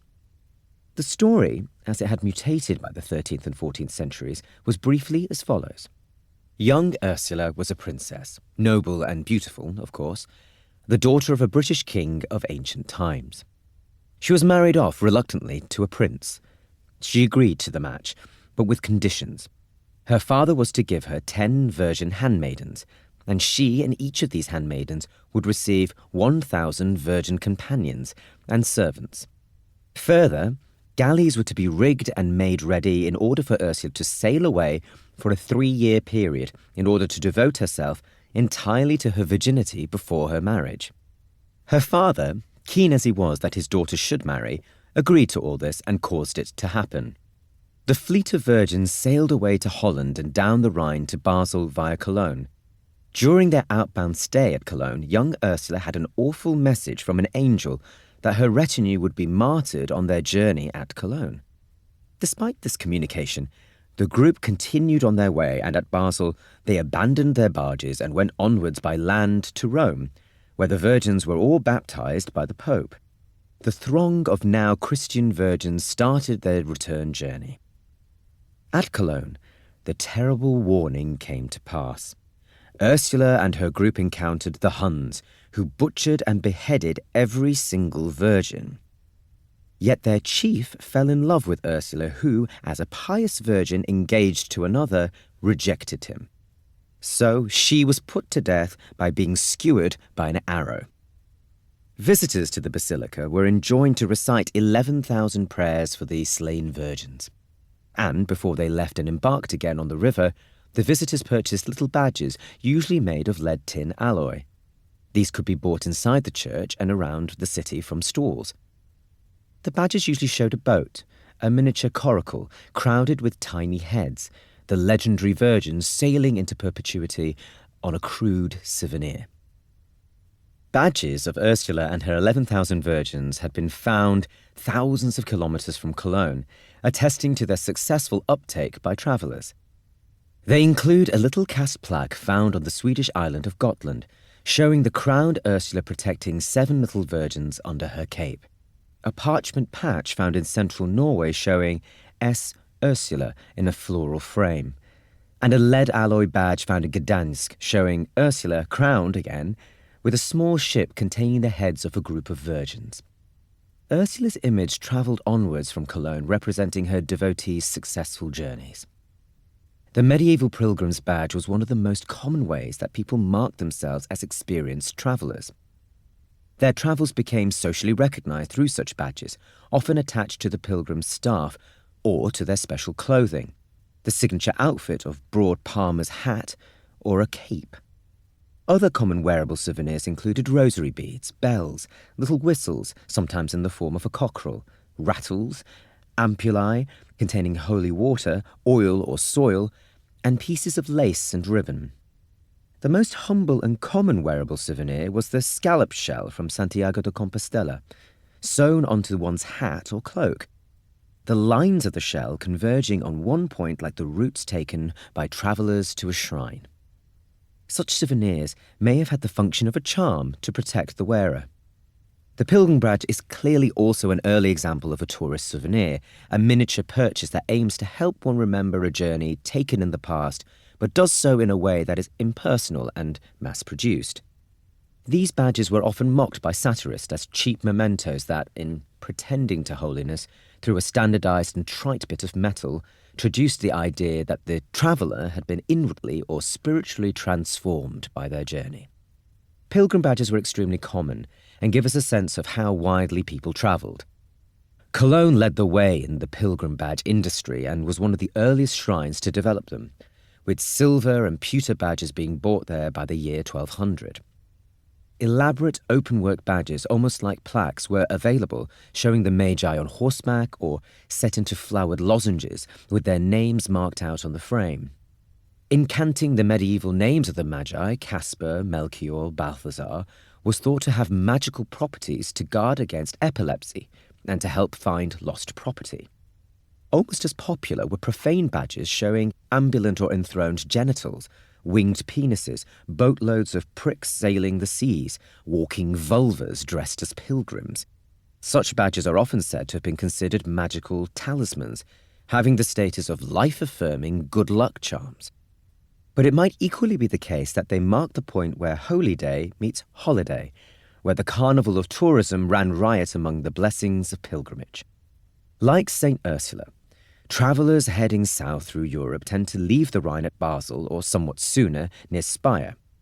They would then travel overland, striking out to the southeast in the direction of Constance or Innsbruck. Through the Rhineland and Swabia, the countryside took on an infinite variety, sometimes flat pasture, sometimes bosky valleys, sometimes marked by drastic waterfalls. The route was punctuated by fine cities like Ulm, situated on the road stretching from Antwerp to Venice, from Lyon to Prague, and connected via the Danube to the Black Sea. During the late medieval period, Ulm, its walls holding out the river Danube, was a leading free city of the Holy Roman Empire. It is the last, or first, major port on the navigable Danube before its source. The city was not subject to any local prince or duke, but subordinate only to the Holy Roman Emperor, a kind of absent mayor who ruled from a distance. Its population grew rapidly in the 14th and 15th centuries and was about 15,000 people in 1450. The city controlled the critical Geislinger Pass through the Swabian Alps and was famous for its luxury fustian cloth called Barschent, woven from local flax linen and Indian cotton imported through Venice. The English word fustian derives from Fustat, the Mamluk city in Cairo, the German name Barschent from an Arabic term for camel hair wool. Ulm, like many similar German cities, was dominated by its wealthy patrician merchant families and its city guilds, which had close links to the government of the Holy Roman Empire. And the city was remarkable for its powerful monasteries, including its magnificent minster with its soaring steeple. But let us linger at one of its surviving inns, warm and welcoming, where travellers from across Europe rested and drank. An inn, a Gasthaus, auberge, logis à pied et à cheval, was something quite different from a public house or tavern. Inns always had accommodation and were open to travellers and visitors, whereas public houses and taverns were mostly involved in the provision of beverages. Inns offered a fuller range of food, the original table d'hôte, the host table, alongside a bed for the night. Inns were, like taverns, open places of sociability and consumption, but were also fundamental in supporting the movement of people around Europe. Trade, diplomacy, pilgrimage, and any other kind of travel came to rely on these inns as an essential part of the infrastructure of mobility. Inns were frequented by all the states of society, not necessarily by undesirable lowlifes. In an inn, pious friars rubbed shoulders with bibulous labourers, or perhaps vice versa, while widows from Wales slept adjacent to young students on their way to Bologna or Padua. The standard of lodgings varied enormously. A medieval sermon story described how a pilgrim had found a mouse in the bread basket at an inn. The moral was about the devil hiding in gluttony's delicious crevices, but clearly the cleanliness of accommodation was an authorial preoccupation. The city of Ulm possessed various well-appointed and well-known inns and taverns, including the Krone, Crown, founded before 1401 and still in use today, the Herrenkeller, Gentleman's Cellar, and the Untere Stube, Lower Room. Ulm, as a wealthy, sophisticated city, had a well-regulated hospitality system, because it was in the interest of any city, in terms of both crime and public health, to know who was in town and where they were staying. Good manners in a tavern. The basic rules of dining are as follows. Don't scratch your head or back as if you've got fleas. Don't be sullen, blink too much, or have watery eyes. Don't sniff or pick your nose or let it run or blow it too loudly. Don't twist your neck like a jackdaw. Don't put your hands down your stockings or fiddle with your codpiece, or scratch or shrug or rub your hands. Don't pick your ears, retch, laugh too loudly, or spit too far. Speak quietly. Don't tell lies or talk drivel. Don't spray spittle, gape, or pout. Don't lick the dish. Don't cough, hiccup, or belch, stamp your feet, or straddle your legs. Don't pick or gnash your teeth, and don't puff bad breath over your betters. Always beware of blasting your rear guns, that is, farting. The Krone was built around a small courtyard, the Innenhof, almost defensive in character. It gives the impression of a rustic tavern today, but in the Middle Ages it was a luxurious establishment. 3 Holy Roman emperors, Ruprecht, Sigismund, and Maximilian, lodged there in the 15th century. Its owners, the Weiss family, were well known in Ulm for their wealth and charm. Ulm's innkeepers, crisply defined by one Ulm citizen as those who hospitably take in strangers for their money, were in the town's preeminent guild, the Grocers' Guild, alongside spicers, mercers, saddlers, button-makers, glovers, and parchment-makers.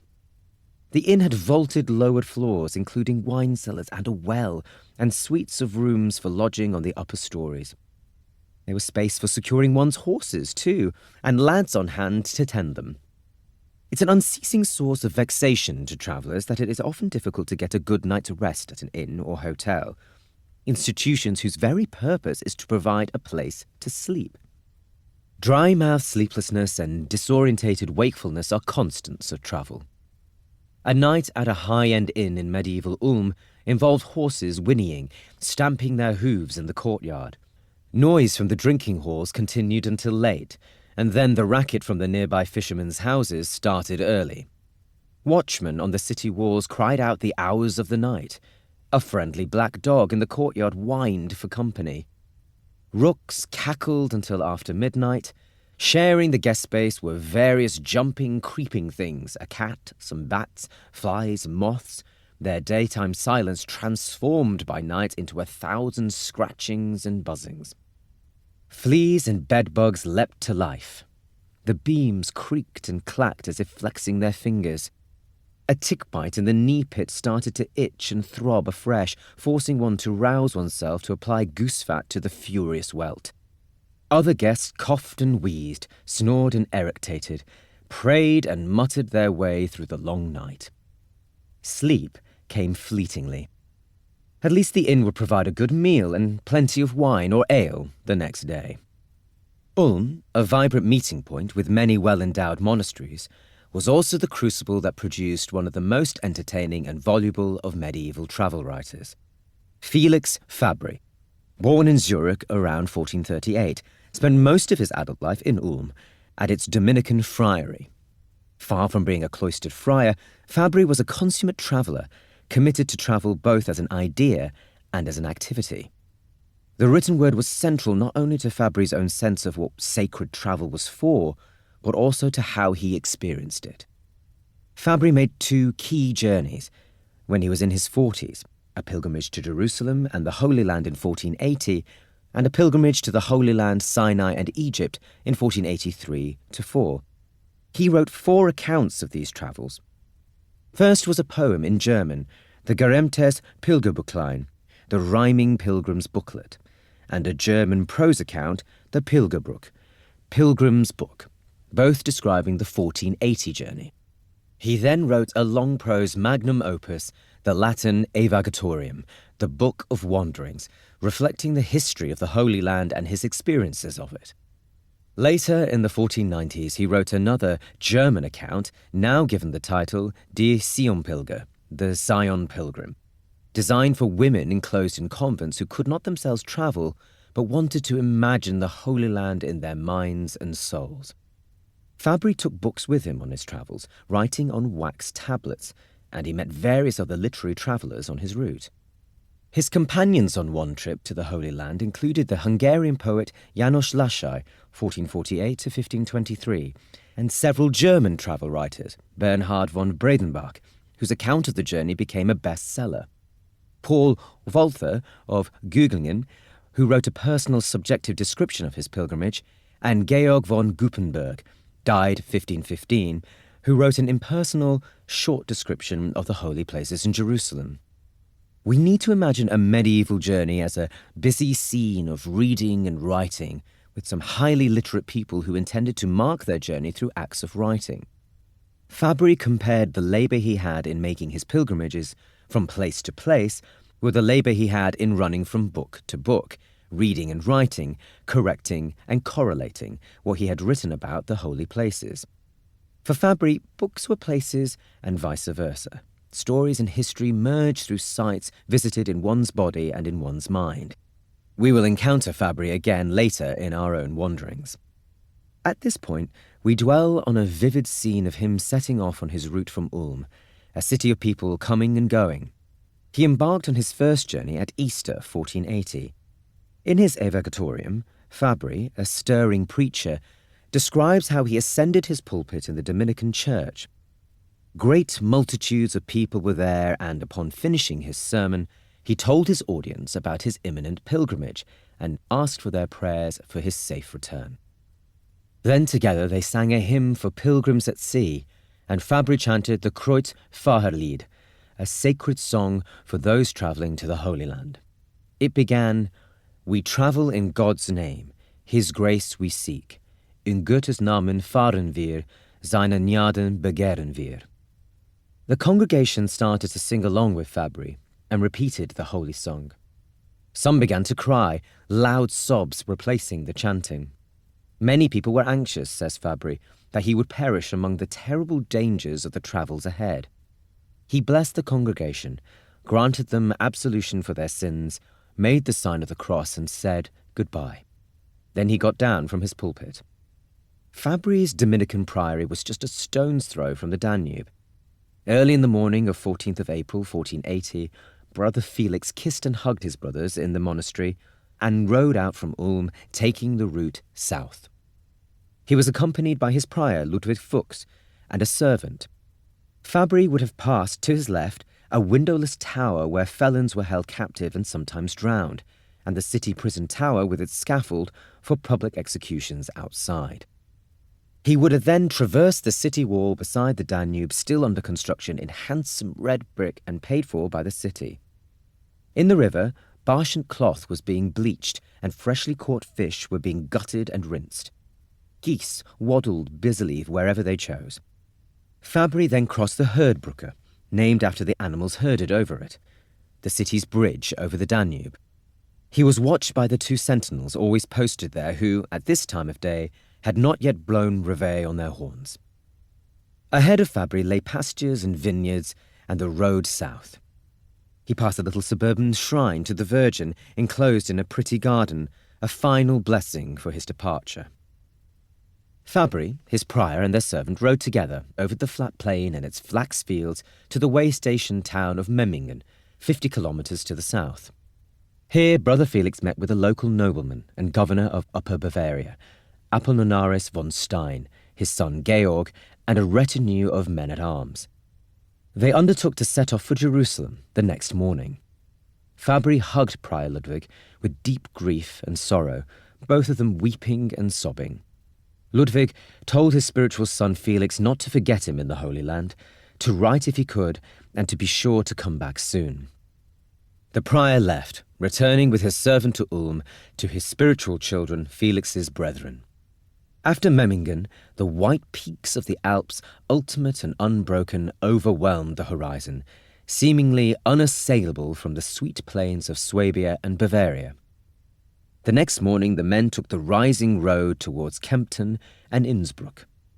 Fabry loved his city Ulm. He described how, as he set off, his enthusiasm for seeing Jerusalem died within him. The voyage ahead seemed to him wearisome, bitter, useless, empty, and sinful. He wrote, "I had more pleasure in beholding Swabia than the land of Canaan, and Ulm appeared to me pleasanter than Jerusalem."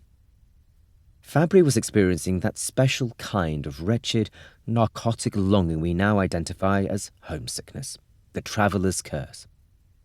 It can appear anywhere, a joyless surprise, a desperate ache, a feeling of being in utterly the wrong place.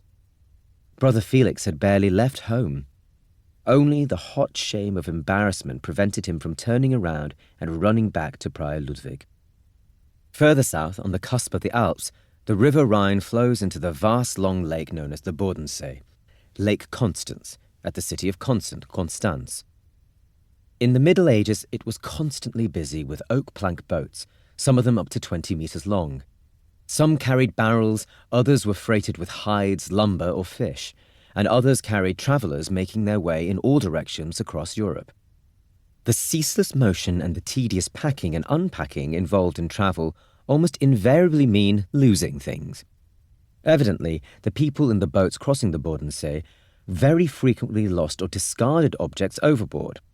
An alabaster figurine of a headless Virgin Mary holding a suckling baby Jesus, a pair of lead tweezers, pins and needles, a tiny effigy of a pilgrim carved out of a shell, a pewter bowl, a sturdy metal padlock, a horseshoe, dozens of crucifixes, badges, and brooches. All these things and many more will, hundreds of years later, be retrieved by archaeologists from the bottom of the lake. These objects, lost in transit, are now displayed at Constance's State Archaeological Museum and call to mind the inveterate English traveller Margery Kempe, circa 1373 to circa 1439, who came to the city in 1414 and who lost, or was robbed of, several things on her travels. A precious ring inscribed with a love motto to Jesus, a walking stick she had bought in Jerusalem, and, near Constance, a sheet and a bag of money stolen from her by her travelling companions. Kempe, a mother of 14 from the port of Lynn in eastern England, was not unlike Dorothea of Montau, both middle-class wives who devoted themselves to mystical visions and to pilgrimage. Kempe boldly dictated her own life story as written down in The Book of Margery Kempe, 1436-8. A defining moment in her life was her difficult journey from England to Jerusalem and Rome in 1413-14, and her account gives us a unique perspective on one person's travels across England and Europe.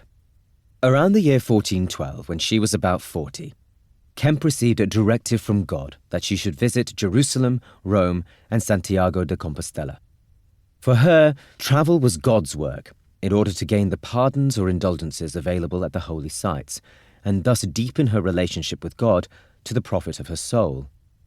Having gained permission to do so from her husband and from her bishop, Kempe set off for Jerusalem in late 1413, sailing from Yarmouth to the Dutch port of Zierikzee. She then made her way to Constance, about 2/3 of the way to Venice. Kempe had a very difficult journey. She had, for some time, taken to weeping abundantly, for her own sins and sometimes for other people's sins too. She leaked tears whenever she thought about her Christ's crucifixion, and she thought about this very often. When she received communion, at least every Sunday, she succumbed to great weeping and boisterous sobbing. Kemp's tearfulness accompanied her on her journeys and made her unpopular with her fellow travellers. She tells us, in her book, that her companions were most displeased that she wept so much and spoke constantly of the love and goodness of God, both at the dining table and in other places. The other travellers chided her and warned her that they wouldn't put up with her. Even Kemp's own maidservant, who had travelled with her from England, could no longer stand her company. Only one man supported Kemp and encouraged her to stay with the party until it reached Constance. As the band of travellers made their way to Constance, their bullying of Kemp became acute. They chastised her and abused her and embarrassed her in every place. They cut her gown short so it came to just below the knee, and they made her wear a ridiculous white canvas smock, so people thought she was a madwoman and gave her no credence. At dinner, in each tavern or inn, they made her sit at the bottom end of the table, beneath even the maids and grooms and other lowly people, and told her to keep silent. One day, at a roadside chapel somewhere in the region of Swabia, Kemp went to pray, weeping so her tears ran down onto the stone floor. And God spoke to her in her mind, "Don't be afraid, daughter. Your companions won't be harmed while you're in their company." And so she stuck with them, and, praise be, thought Kemp, the group reached Constance safely. Travelling alone was dangerous, especially for women. Women did frequently travel, but often with their husbands, sisters, or children, and usually in a group. At several points, Marjorie Kemp mentions her worries about brigands on the route, and about rape and sexual harassment by strangers. We also glean from her account that travelling alone meant that one would miss information and recommendations from one's fellow travellers. When the tides were set fair for sailing, or the most reliable hostelry in town, or the best relics to see, or the most trustworthy supplier of mattresses and bedding for the next leg of the journey. And so travellers rarely went alone, and if one found oneself travelling with people one didn't like, there wasn't much to be done about it. Travel forms communities, but not always harmoniously. Kemp's account of her short stay in Constance in 1414 describes a city of people in motion. A few months after her visit, Constance hosted a hugely significant church council, an ecumenical gathering of representatives from across the Christian world, which lasted for 4 years. Visitors from far-off places, from Ethiopia to Ireland, convened to discuss key issues facing the church, including the ending of the papal schism. There were rival popes in Rome, Avignon, and Pisa. The ongoing heresies in Bohemia and England, the ratification of new saints, the conversion of pagans in the Baltic, and the desire to unite against Islam. One of the grimly climactic moments of the council was the execution of the Bohemian theologian and reformist Jan Hus, 1369 to 1415. He himself had stayed at the Krona Inn in Ulm on his way to Constance. He had been given a letter of safe conduct by the emperor, but this did not save him. He was burned beside the Rhine, and his ashes were tossed in the river along with the rest of the day's discarded refuse. When Kemp was in Constance, people were starting to flock to the city from across the world. It became full, with people finding lodgings wherever they could, in inns and townhouses marked with signs showing a colourful menagerie of names. At the Roten Adler, Red Eagle, Gelbenschaf, Yellow Sheep, Schwarzenbock, Black Buck, Goldenen Lamb, Golden Lamb, Regenbogen, Rainbow. Embassies and courts took over entire townhouses. The English at the Goldenen Schwert, the Golden Sword. Jan Hus stayed in more humble surroundings, lodging with a baker's widow named Fida Pfister. Kemp heard tell of an English friar in the town, a legate from the papal court. She had a traveller's knack for finding friendly strangers in distant lands, and in Constance she made the most of the opportunity presented by chancing upon this cleric. She described her entire life story to him and told him about the gift of sweet revelations she received from God. The friar confirmed to her that these revelations were the work of God, not the devil, and he also confirmed that he would support her against her travelling companions. So Kemp invited the friar to dine with her and her companions at the lodgings, and he spoke in her favour. The other travellers were absolutely furious and said they wanted nothing more to do with her. The legate gave us some money, £20, £16 of which was stolen by the others. And Kemp prayed that God would send her a new travelling companion. And suddenly, as if sent by divine grace, a kindly Englishman appeared, a white-bearded soul named William Weaver, and they travelled on together from Constance to Bologna. Kemp's account gives a strong sense of people on the move to, from, and through medieval Constance, and the kinds of chance encounters that could make or break a journey. Ulrich von Rickenthal, a well-to-do local man, wrote a very detailed account of the council as it happened, giving us a lot of information about what it was like to visit Constance in 1414. Reichenthal describes the astonishing number of people who descended on the city. The Pisan antipope, John XXIII, came with a party of 600 men. Even more astonishing was the number of horses by which delegates at the council were accompanied. Duke Louis II of Brageac in Silesia came with 200 horses and 4 laden wagons. Pipo, Lord of Ozora in Hungary, had 150 horses and 3 wagons. Each horse had its own luggage of muzzles, bits, snaffles, bridles, nosebags, spurs, sacking, reins, and caparisons. Embassies came from Africa and Asia and every corner of Europe, at least 5,000 people by Reichenthal's count. Then various kinds of people turned up to support the attendees of the council. Apothecaries, shoemakers, tailors, goldsmiths, furriers, grocers, scribes, girdle makers, butchers and barbers, all of them setting up tents and stalls around the city. 700 prostitutes came to town and hired their own houses or lay in stables or wherever they could. Reichenthal estimated that the city's population, usually around 10,000 people, was swollen by over 70,000 visitors during the council. Here was a perfect opportunity for the people of Constance to make money from outsiders. Lodgings for this enormous crowd were closely regulated by Constance's city council. While nobles rented or lodged in rich burghers' houses, some clerics stayed at the town's monasteries. Most visitors were at the mercy of Constance's innkeepers. So the council made an ordinance. A bed for 2 people should cost no more than 1.5 guilders a month, and landlords were obliged to furnish bed linen, bolsters, and pillows, all of which were to be washed clean at least every month. Stabling for a horse was fixed at 2d a night. Later on, the price of food also had to be regulated, because there were so many mouths to feed and so much profit to be had. The prices of wheat, oats, wine, spices, and meats were all closely controlled to ensure that visitors were not conned. There was lavish catering at dinners and feasts, but travellers could also buy fast food sold by bakers who arrived in town with ovens on carts or little barrows. They sold bread rings and pretzels off poles, and biscuits, pies, and hot pasties stuffed with fish, spiced meats, or egg. Some Italian bakers came to town and sold a new kind of thin flatbread baked with savoury toppings. As the travellers left Constance, they faced the prospect of crossing the Alps. The general medieval understanding of mountains was that the earth had been formed flat and round, but that mountains were then made by rivers that dug away at earth's softer parts, leaving the hard parts as mountains. It was also known that mountains could be formed by earthquakes. Mountains, in this understanding, were understood not as beautiful or sublime, but as hard and durable, connected to the earth but reaching for the heavens. Their beneficial properties including the drawing in of moisture, the origin of springs, their veins of noble metals, and their clean air at the summit. The routes became steeper and the air thinner.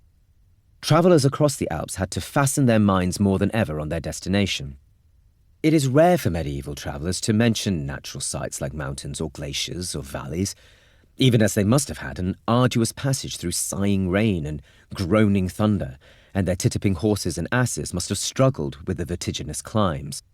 On his way to the Council of Constance in the late autumn of 1414, the antipope John XXIII, one of 3 pretenders to the papal title at the time, travelled from Lodi near Milan over the Alps through the Arlberg Pass in Austria to approach Constance from the east. An elevated traveller like a would-be pope didn't have to suffer the indignities of trudging through the snow or riding on a slipping mount. He was transported in a wheeled wooden carriage painted red with gold finials and pulled by 2 white horses. But as it tried to get through the snowy tracks near the alpine hamlet of Kloosterne, the papal buggy tipped over. The anti-pope in his flowing gowns and a tottering gold crown was thrown from his chariot into the snow and mud, cursing blasphemously in the devil's name. He was unharmed, but it was an inauspicious start to his descent into Constance where, in time, he would be stripped of his papal title and have to flee, in the disguise of a messenger. The Alps could be traversed via established passes, road networks through valleys and along softer slopes, and the most popular one was the Brenner Pass, the main route from northern to southern Europe. From Constance, one struck out for Nazareth, Innsbruck, Vipiteno. Travelling on his second trip in 1483-4, Felix Fabry described the poor quality of the road after a day's rain and a night's snow. His horse was sunk up to his belly at every step, and Fabry was in it up to his knees. He found the Brenner Pass intensely cold, for there, even in summertime, there is always ice, snow, and hoar frost. At an inn in an alpine village, Fabry got his own room with a lockable door. But 2 couriers in another room forgot to lock their door, and they were robbed of their full purses by a group of drunken silver miners whom Fabry had spotted the previous night gambling in the tavern. Once one had reached the flourishing town of Bolzano, the mountains had been crossed. There was a beautiful church here, a well-appointed hospital dedicated to the Holy Spirit, shops, apothecaries, fresh supplies, good Tyrolean wine. There were even town-licensed brothels, which provided tax revenue to the town. In the brothel, a male visitor, married men, Jewish men, and clerics were excluded, was served food and drink and then introduced to the sex workers. Such establishments, as we shall see, were part of the burgeoning infrastructure of travel. Leaving Bolzano, the temperamental alpine cragscape was behind the traveller. The softer countryside of northern Italy emerged, and Venice was within reach. A bedtime conversation between 2 travellers. William and Perrault are in a roadside hostel, 1396. From La Manière de Langage, a guide to learning French for English travellers. Mate, I'm begging you, please cover over the fire now and take out those logs and embers at once, and shove the cinders and the brands together, putting ash over the top, and then we can go to bed. After this, they go upstairs to their room, and when they get there, one asks the other, "Where's Beaglet, the little dog, and Floret, the little bitch?" "I don't know where Beaglet has gone, but at any rate, Floret has gone to sleep downstairs under the oak trees in the garden." "William, get your trousers off quick and wash your legs and then wipe them with a bit of cloth and rub them well, because of the fleas. You don't want them jumping on your legs. There are loads of them in the dust under that rush matting." Then he gets into bed. So he says to the other, "Budge over, will you? You're so cold I can't bear for you to touch me at all. And let's go to sleep for God's sake. I really need to, as I've been awake for the last 2 nights without sleeping." "What the devil? You're quite warm. You're really sweating a lot." "Oh, those fleas are biting deep and causing me such pain and discomfort. I've scratched my back so much it's running with blood. It's making me get all scabby and I'm itching all over my body. So tomorrow I'm getting myself a steam bath without further delay. I really, really need it." "Oh, but William, you've got such a soft body. By God, I wish I were as soft and clean as you are." No, Perrault, don't touch me, I beg you. I'm so ticklish." "Ha-ha, I'll tickle you all over. Now, for goodness sake, buddy, cut it out. It's high time we went to sleep." "All right then, for the love of Our Lady, certainly by all means. Now then, let's stop talking and sleep tight and blow out the candle. William, may God give you a good night, and let me rest well too." "What? Aren't we going to say our prayers like we normally do? I totally forgot. Now let's say a De Profundis, in praise of God and the Blessed Virgin Mary, his sweet mother and all the saints in paradise. And for the souls of the departed who are waiting for God's mercy among the punishments of purgatory, so they can be more quickly released from their pains, thanks to our prayers, and come to everlasting joy, which is the joy of God, who is in Trinity without end in that delightful place. and who redeemed us with his precious blood, may he, in his great mercy and pity, grant us joy at the end, if it so pleases him. Amen.